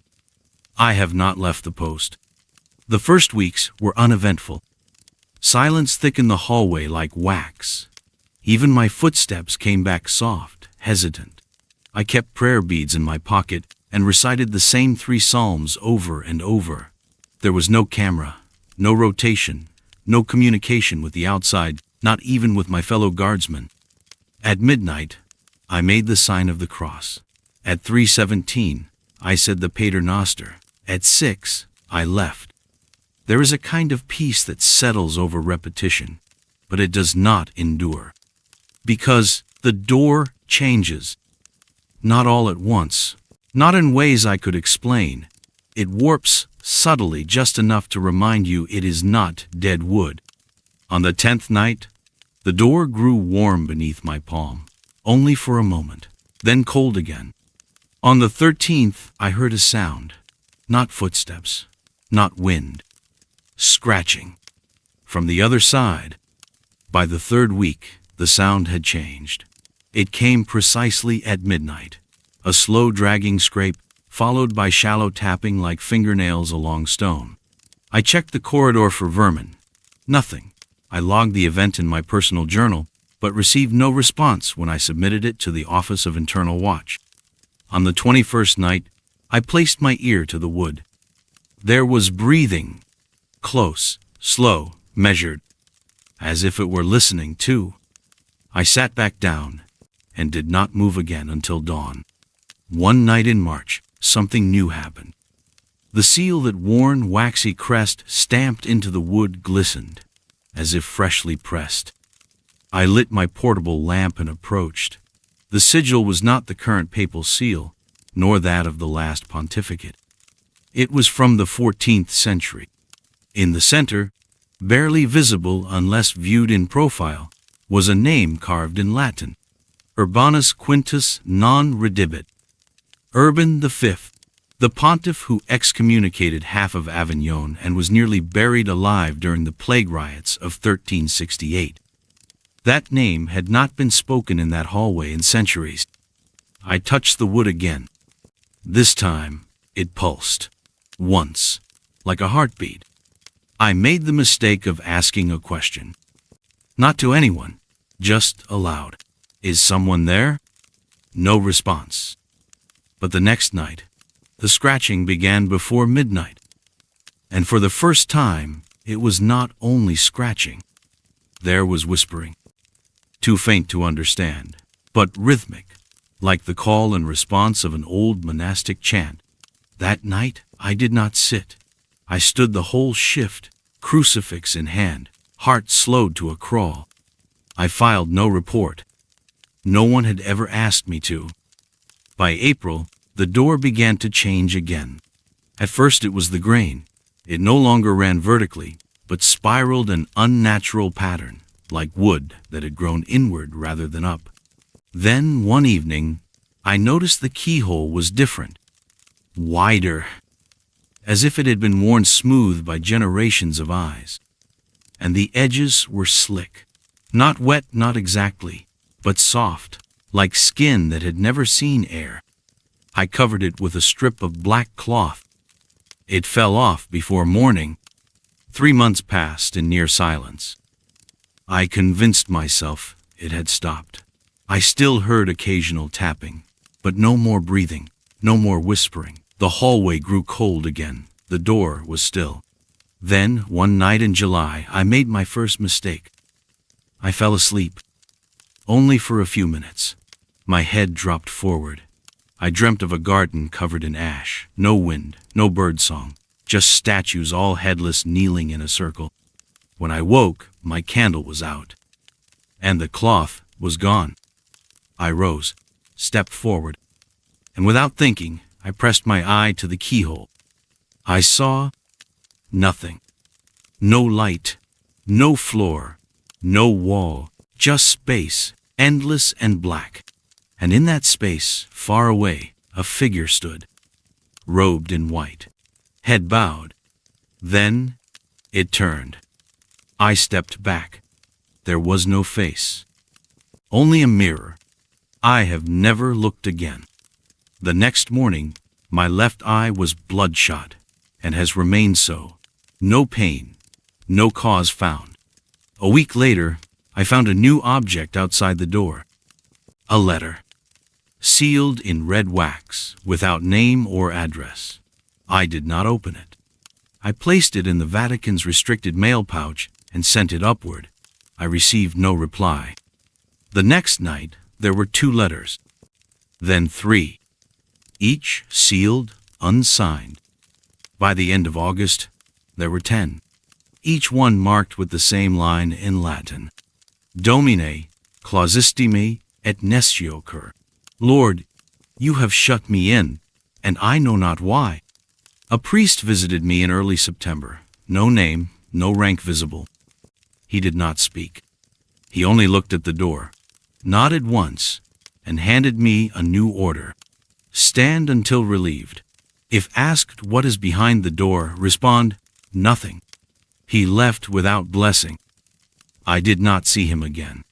But the next morning, the scratches spelled something new in the dust on the stone. He lied. I write this now, without expectation. No one speaks of the door. No one relieves me of my post. At night, I feel the corridor breathe. The lamp flickers. And at 3:17 a.m., I hear a second heartbeat not from behind the door, but beside me, as if I am no longer the only one watching it. I am Johann Weber, captain no longer.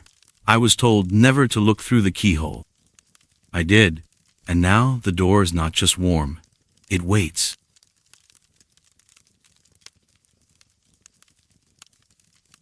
There is a rule, unspoken but understood among Vatican restorers: never return alone to a mosaic after dusk. My name is Dr. Lucia Antonelli.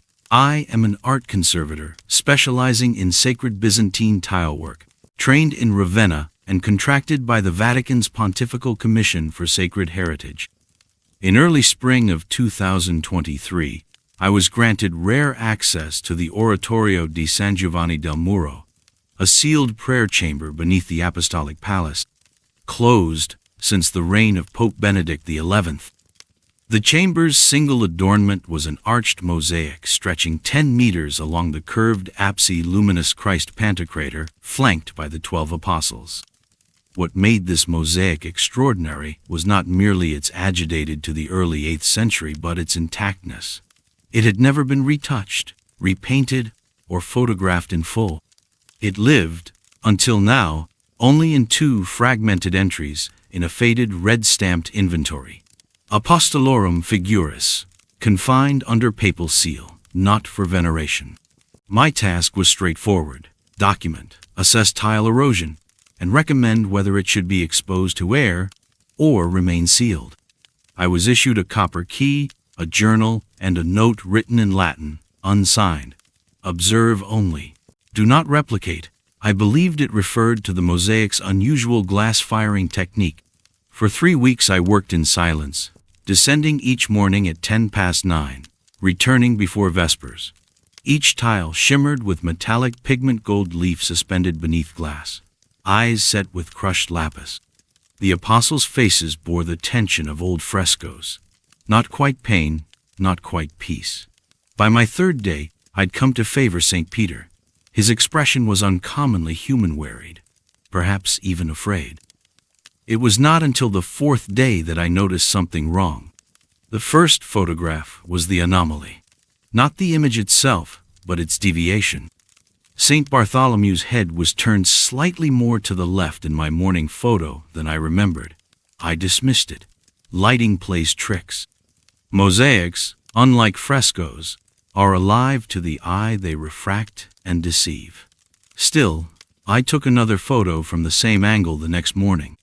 This time St. Matthew's eyes were looking toward Christ, not away, and Peter's right hand, previously lowered, was raised near his chest. I triple-checked timestamps. Perhaps I had captured an angle mid-restoration, but I hadn't touched a tile yet. I was still in phase 1, assessment. I began sketching each figure by hand. It was my way of testing memory. My old professor taught me that what the hand remembers, the mind cannot distort. Peter's scar was new. A tiny curved ridge ran down his left brow's light, silver, not present in earlier sketches.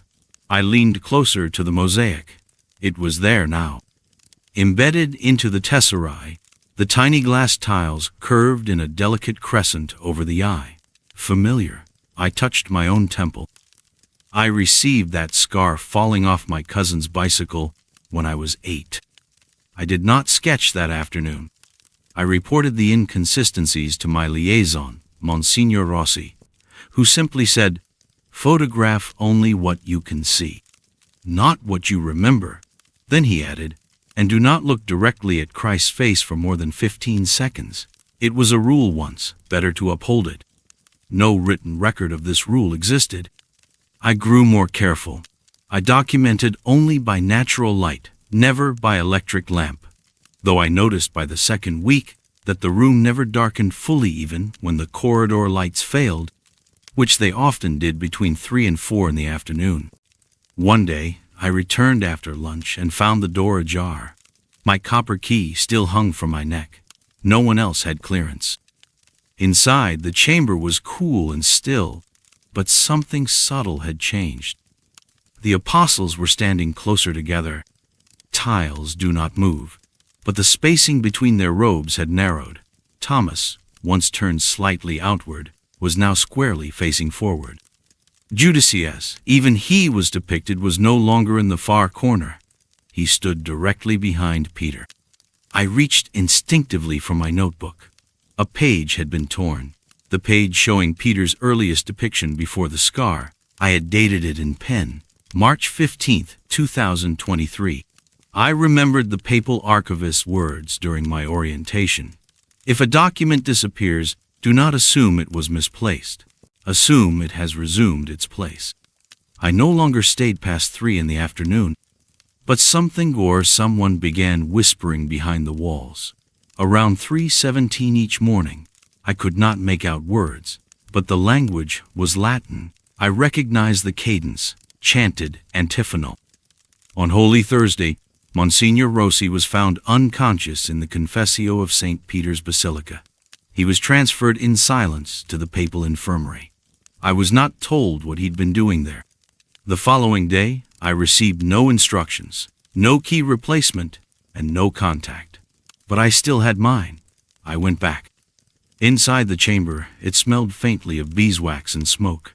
There were fresh wax drips beneath the apostles' feet. 6, evenly spaced, as though someone had held a private liturgy.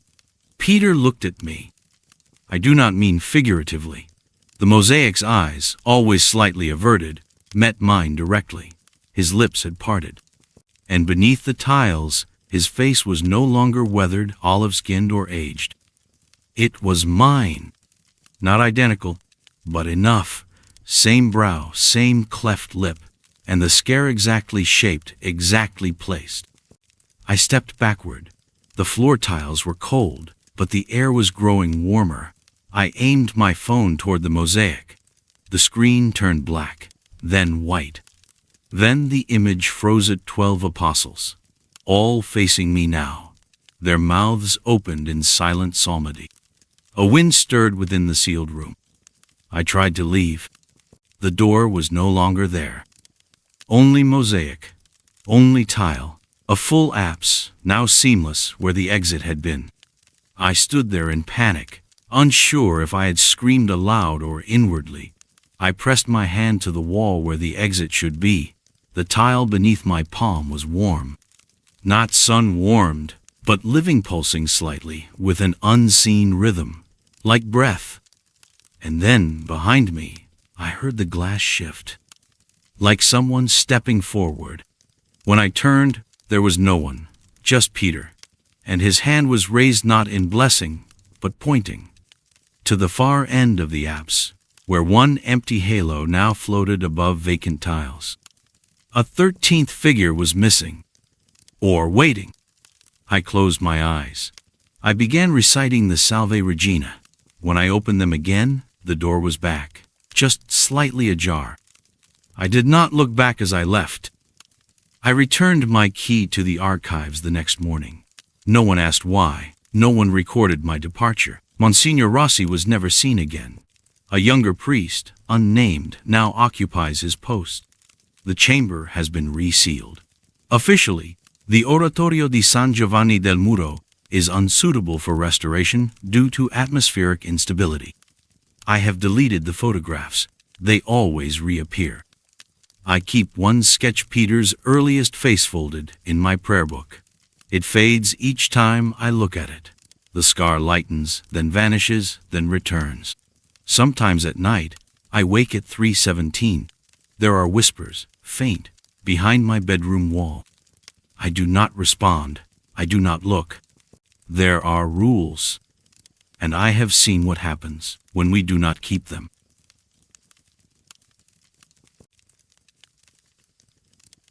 There is no official record of my employment in the Pontifical Registry, only a file marked processed. I filed it myself. My name is Rosa Delacroix. I was assigned to the section for the administration of the Patrimony of the Apostolic See, the APSA, in early spring of 2022. I held the lowest rank in the lowest office, Administrative Index Technician, Level 4. Filing, cross-referencing, calendaring, protocol transcription. I was not a secretary, I was a processor. That distinction mattered to my supervisor, Sister Agnesy. We operated from a windowless office 3 floors beneath the Sala Clementina, deep in the administrative wing of the Apostolic Palace.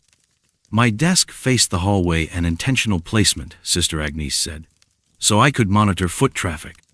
No one but Vatican personnel were permitted on our floor, and only then by clearance card and bi-weekly pre-approval. No cameras, no cell phones, no photographs. Every morning at 6:45, I used a copper key to unlock the steel file gate, checked the temperature of the document chamber, and turned on the sodium arc lamps. Personnel files were temperature reactive.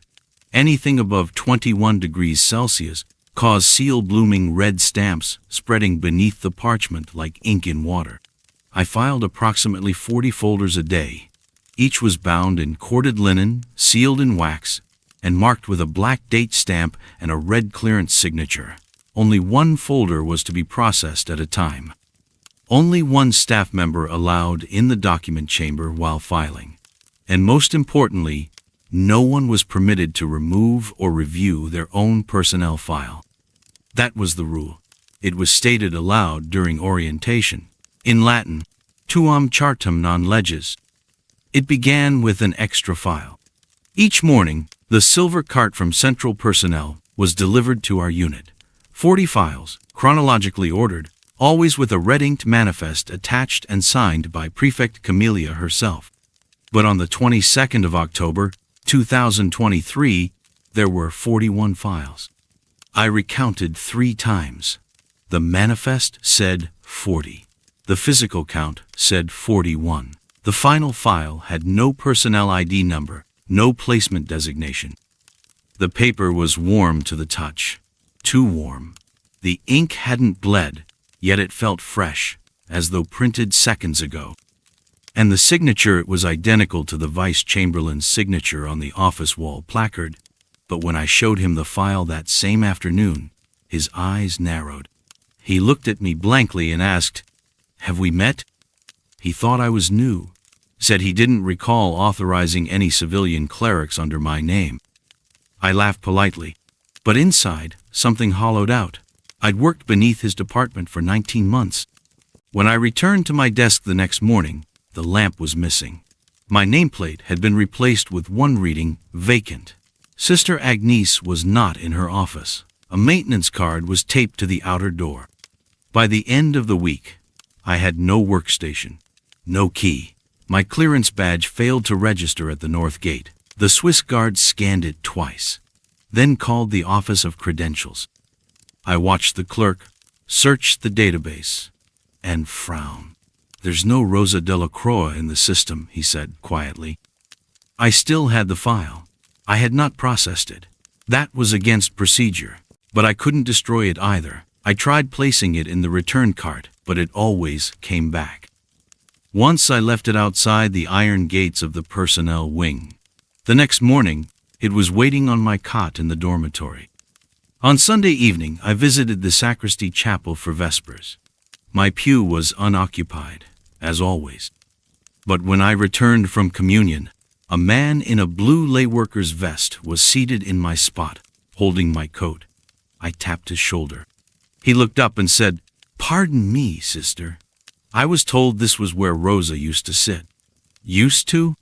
"She passed," he said softly. "Last spring, or so I heard. Poor thing worked herself to death, never left her desk." I did not speak the rest of the service. When I returned to the dormitory, my cot was stripped bare. The storage beneath it was gone.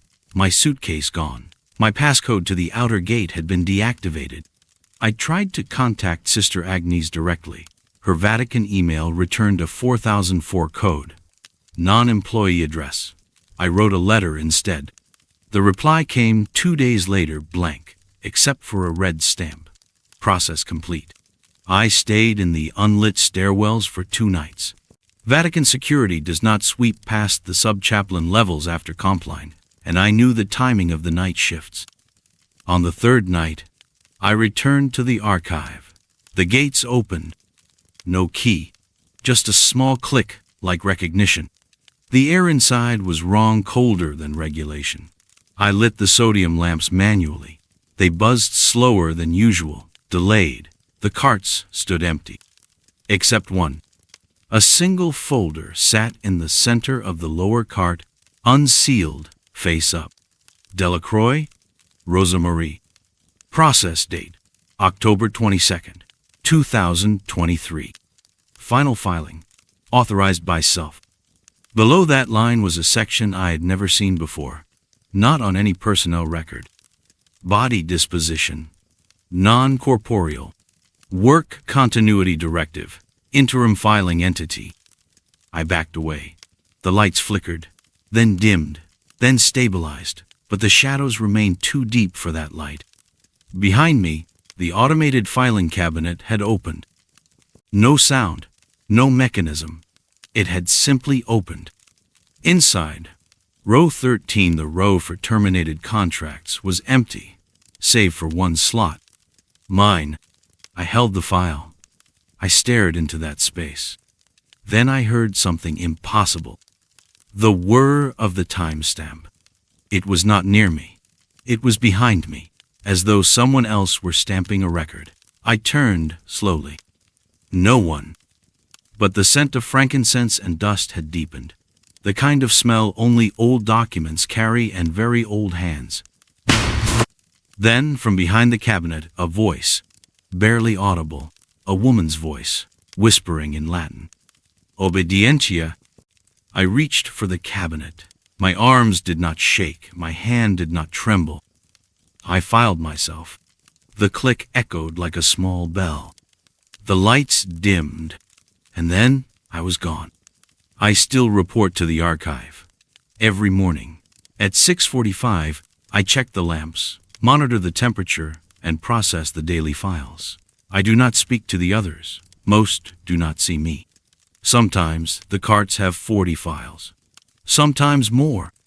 Sometimes I see a new name one I recognize from the chapel, or the dormitory, or the north gate. A young priest, a gardener, a visiting scholar. And sometimes, when the lights buzz strangely, I hear a whisper, Obedientia. I do not check the cabinet. I do not question the process. I only file. That is my role. And I was always good at it.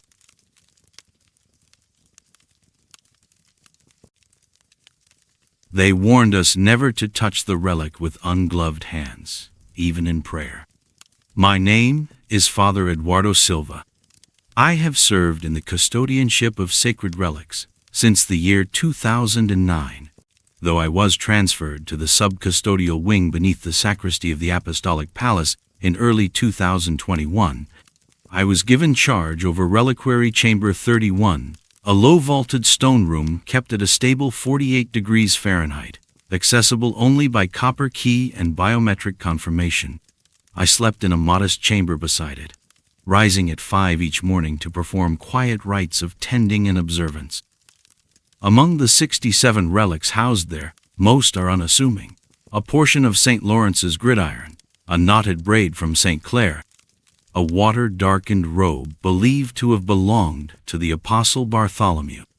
But in the center, displayed in a circular oculus under triple-locked glass, rests a single olive-wood splinter, no longer than a child's finger.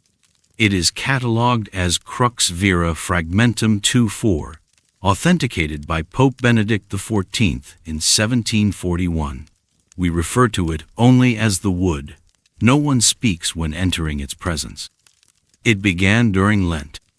I was performing the second lustration right slowly, drawing purified water across the relic's casing with a cloth of red linen when I heard it. A voice, a man's voice, thick with accent I could not place, shouting something in a tongue older than Latin. At first I thought it was a guard in the hallway. But the chamber's walls are 6 feet thick, and nothing should echo within. When I paused, the voice paused too. When I resumed my motion, I heard the creak of cartwheels, hooves, sandaled footsteps. The next day, it happened again. I entered the chamber, and the air was no longer silent. It was full of heat and dust that did not belong, and in the corner of my ear, a woman bargaining loudly for dates. Each morning after that, the sounds returned low, disembodied, always out of view, They were never loud, only there, like a city pressing in on a thin wall. I told myself it was stress or some rare acoustic anomaly. The Vatican is older than its blueprints, and yet I began leaving the wood last on my rounds. I walked more slowly, my prayers grew longer. By the third week of Lent, I began hearing Roman soldiers. Their cadence was unmistakable, heavy and intentional, boots on stone, always approaching, never arriving. One morning I heard the clatter of wooden gates and a child crying far away. On another, the chant of some ancient hymn I could not recognize drifted faintly through the reliquary as I sat reading the Psalms. I did not tell anyone. I recorded nothing in the daily logs. It was not fear. It was reverential, almost unbearable reverence. But on the evening of Palm Sunday, a new sensation came. I had just extinguished the chamber's candles, save for the single votive permitted before the wood, and was making my final circuit when the room shifted, not in sight, but in weight. As though air had thickened, my balance adjusted without thinking. I closed my eyes. And I was no longer myself. I could still feel the floor beneath my feet, the linen of my cassock against my skin. And yet, in my mind's eye, I hovered, high, 30 perhaps 33 feet above ground. Looking down, the cobbled path below was crowded with voices shouting in different tongues. There was dust in the air. I could smell wine and blood and rusted iron. And then it ended. The silence returned like the slamming of a lid. I staggered back from the relic case, gasping. My legs trembled. My forehead was damp. I knelt and prayed, and when I stood again, I no longer questioned what was happening. I began preparing. Each morning I rose earlier, fasted longer, cleansed more thoroughly. I added a prayer to St. Longinus, which is not part of our ritual book, but I felt it appropriate. I did not ask permission. On Holy Thursday, I heard the cries of men being beaten. The sound did not come from any direction, it came from beneath. As if the floor remembered, as if the very air was bruised by history. I smelled myrrh. The wood seemed darker than before. The next night, the vigil. Good Friday. At 3:17 in the morning, I woke without reason, as I had for several nights in a row. My lamp had gone out. I sat upright in the darkness, listening. And I heard voices inside the chamber. Latin, but not the Latin we speak. This was harsh, swift, like chiseled stone. I rose and dressed. My hands trembled as I unlocked the chamber door. The hallway was black, but the relic room glowed faintly, as if the votive had flared to unnatural brightness. When I stepped inside, I understood. I was no longer hearing Jerusalem. I was in it. The walls of the chamber had vanished not physically, but perceptually. I still stood in Rome, but it was as though the ancient world had overlaid itself atop the present. I saw only in suggestion, shadows where figures had been, warmth where sunlight should have fallen, and the relic. The wood no longer looked still. It shimmered faintly, as if vibrating at a frequency I could not name. My body swayed forward. And then again I rose. Not in spirit, not in body, but in knowing. I hovered once more. I saw through a view I could not choose. Below, the crowd surged. A cross was being raised. And from that impossible vantage 33 feet in the air I felt nails, and heat, and thirst, and divinity breaking against wood. And in that moment, I remembered something. It had happened already. Not the crucifixion, the memory of it. It was being remembered by the wood itself, not like film or recording, something older. A relic does not store memory. It is memory. And I was standing too close. I do not know how long I remained like that. When I awoke, I was on the floor. The candles had gone out. My gloves were off. My fingers rested against the glass. I should have reported it. But I did not. I locked the chamber. I walked slowly to my room. I left my gloves in the sink, and I slept without dreams. The next morning, Easter Sunday, the relic was silent again. The wood had remembered enough. I resumed my duties. The chamber remains undisturbed. The logbooks contain no gaps. Occasionally, I wake at 3:17. I listen. The air holds nothing but stillness. But sometimes, when I pass by the reliquary case, I feel tall. Too tall. As though I am not looking at the relic, but looking down from it. And once, as I performed the water rite, I whispered a prayer in Greek, though I have never learned Greek. My tongue moved on its own. The relic has not spoken since, but I believe it remembers that I listened. And memory, once awakened, does not sleep again.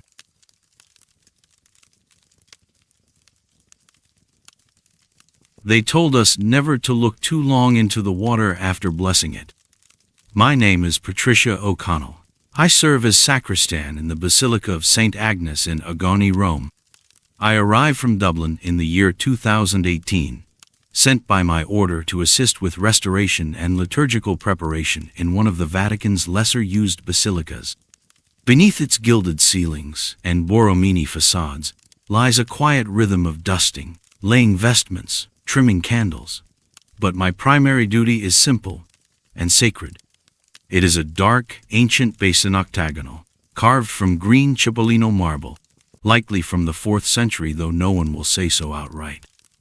It rests in a domed side chapel, accessible only by a low copper door and a single key held in the sacristy safe. It holds water in silence, chilled by the surrounding stone. I bless it each morning with a silent prayer and the sign of the cross. The font does not appear in any modern registry. There is no camera in the chapel. Only I am permitted entry before Mass. The first time I noticed the reflection was on the Thursday after Ash Wednesday. I had just finished the blessing when I saw it, the chapel in the water, but not the one I stood in. In the surface I saw arched beams of raw wood, where our ceiling bears frescoes. Candles burned low in sconces I didn't recognize. There were no electric lights, no stations of the cross, and the people, they stood silently along the pews, not moving, not blinking. Their faces were pallid, their garments worn and long, more sackcloth than robe. A man near the back held what looked like a lantern on a hooked pole. Another gripped a book bound in iron. I blinked. The image vanished. My own face reappeared, pale and shaken. I did not tell anyone. The next morning, the reflection returned. The congregation was larger this time, and the chapel in the water had grown older still. Cracks in the plaster, soot-blackened walls. A crucifix unlike any Roman design, long, thin, almost Byzantine. I noticed the stone beneath the figure's feet was damp. One woman wore a veil soaked through at the edges. I watched for 3 full minutes before daring to blink. By the second week of Lent, the reflection had become consistent. Always the same chapel, always the same people. Their arrangement never changed. Some mornings I imagined I could see breath rising from their mouths, as though the air in that mirrored space was colder than mine. One morning I leaned closer. The glass-like surface of the water did not ripple. It held firm, as though solid. And then one of them moved. A boy in the second row turned his head, not toward the altar in their chapel, but toward me, straight into my eyes. I stumbled back, knocking a stool behind me. I did not look again that day. That night I dreamt of incense so thick I could not breathe, and bells ringing in a rhythm I did not recognize. The next morning, I wore gloves. I no longer blessed the water with my fingers. I used the long-handled aspergillum and avoided looking down. But the feeling of being watched deepened. The air in the chapel grew heavy, like damp wool. I began seeing faint traces of ash near the foot of the font, though no residue showed on my gloves. On the Wednesday of the 3rd week, I broke the rule. I looked. Not by accident, not briefly. I stared, fully, into the reflection. They were waiting for me. All of them, men, women, children facing forward, hands folded, their eyes fixed directly upon the water. The font in their world gleamed with light from high-stained glass I could not see in mine. And then I saw her.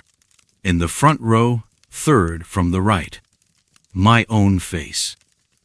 Older, worn, beneath a white coif and black veil. The lines on her face were deeper, but the eyes were mine. She did not blink. I reached forward. The surface of the water shimmered like heat over a flame. I felt a chill wrap my fingers. And then a hand reached back. It came from below, pale, thin, delicate. It touched my gloved fingers through the water with perfect precision. Its movements mirrored mine, but not like a reflection. It anticipated me, as though the other version of myself knew what I would do before I did it. I yanked my hand away. Water splashed across the chapel floor. The font remained still. The reflection vanished. I locked the door and did not speak of it. That night I did not dream. But I awoke at 3:17. A bell I could not place was ringing faintly in the back of my mind. On Friday morning, the water was gone. The font was dry, bone dry, no sign of dampness, and yet I had poured from the silver pitcher only moments earlier. I checked the floor, no puddle, the air was arid. And in the stone at the bottom of the basin, etched so faintly I nearly missed it, was a cross I did not recognize.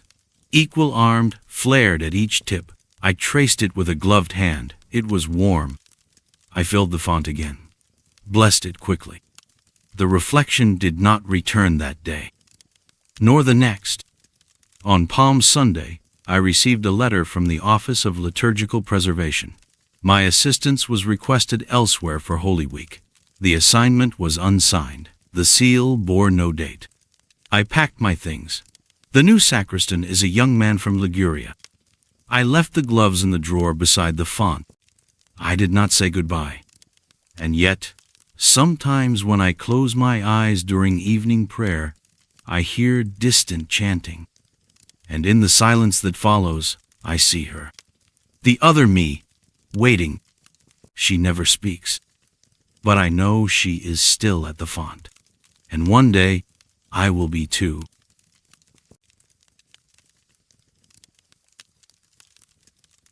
They warned us never to listen with both headphones. After midnight, tone ear must always remain in the present. My name is Brother David Kowalski. I've served with the Pontifical Communications Service since the year 2008, maintaining and monitoring Vatican Radio's auxiliary bands, not the public broadcasts, those are for the world. My role is internal. I maintain archived frequencies, relay emergency prayers between cloistered orders, and conduct silent frequency sweeps in case of interference. There are channels no longer listed in official rosters, bands that have been reassigned. Others simply marked inactiva sed custodita, inactive but watched. The monitoring room is below ground, beneath the Archivum Secretum. Most people assume Vatican Radio is housed entirely in the Palazzina Leone XIII or out at Santa Maria di Galleria. But the deep archives hum with their own quiet current.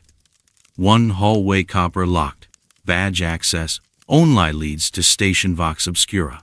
We refer to it in logs as VOS, Vigilia Obscura Sonorum, the vigil of obscure sounds.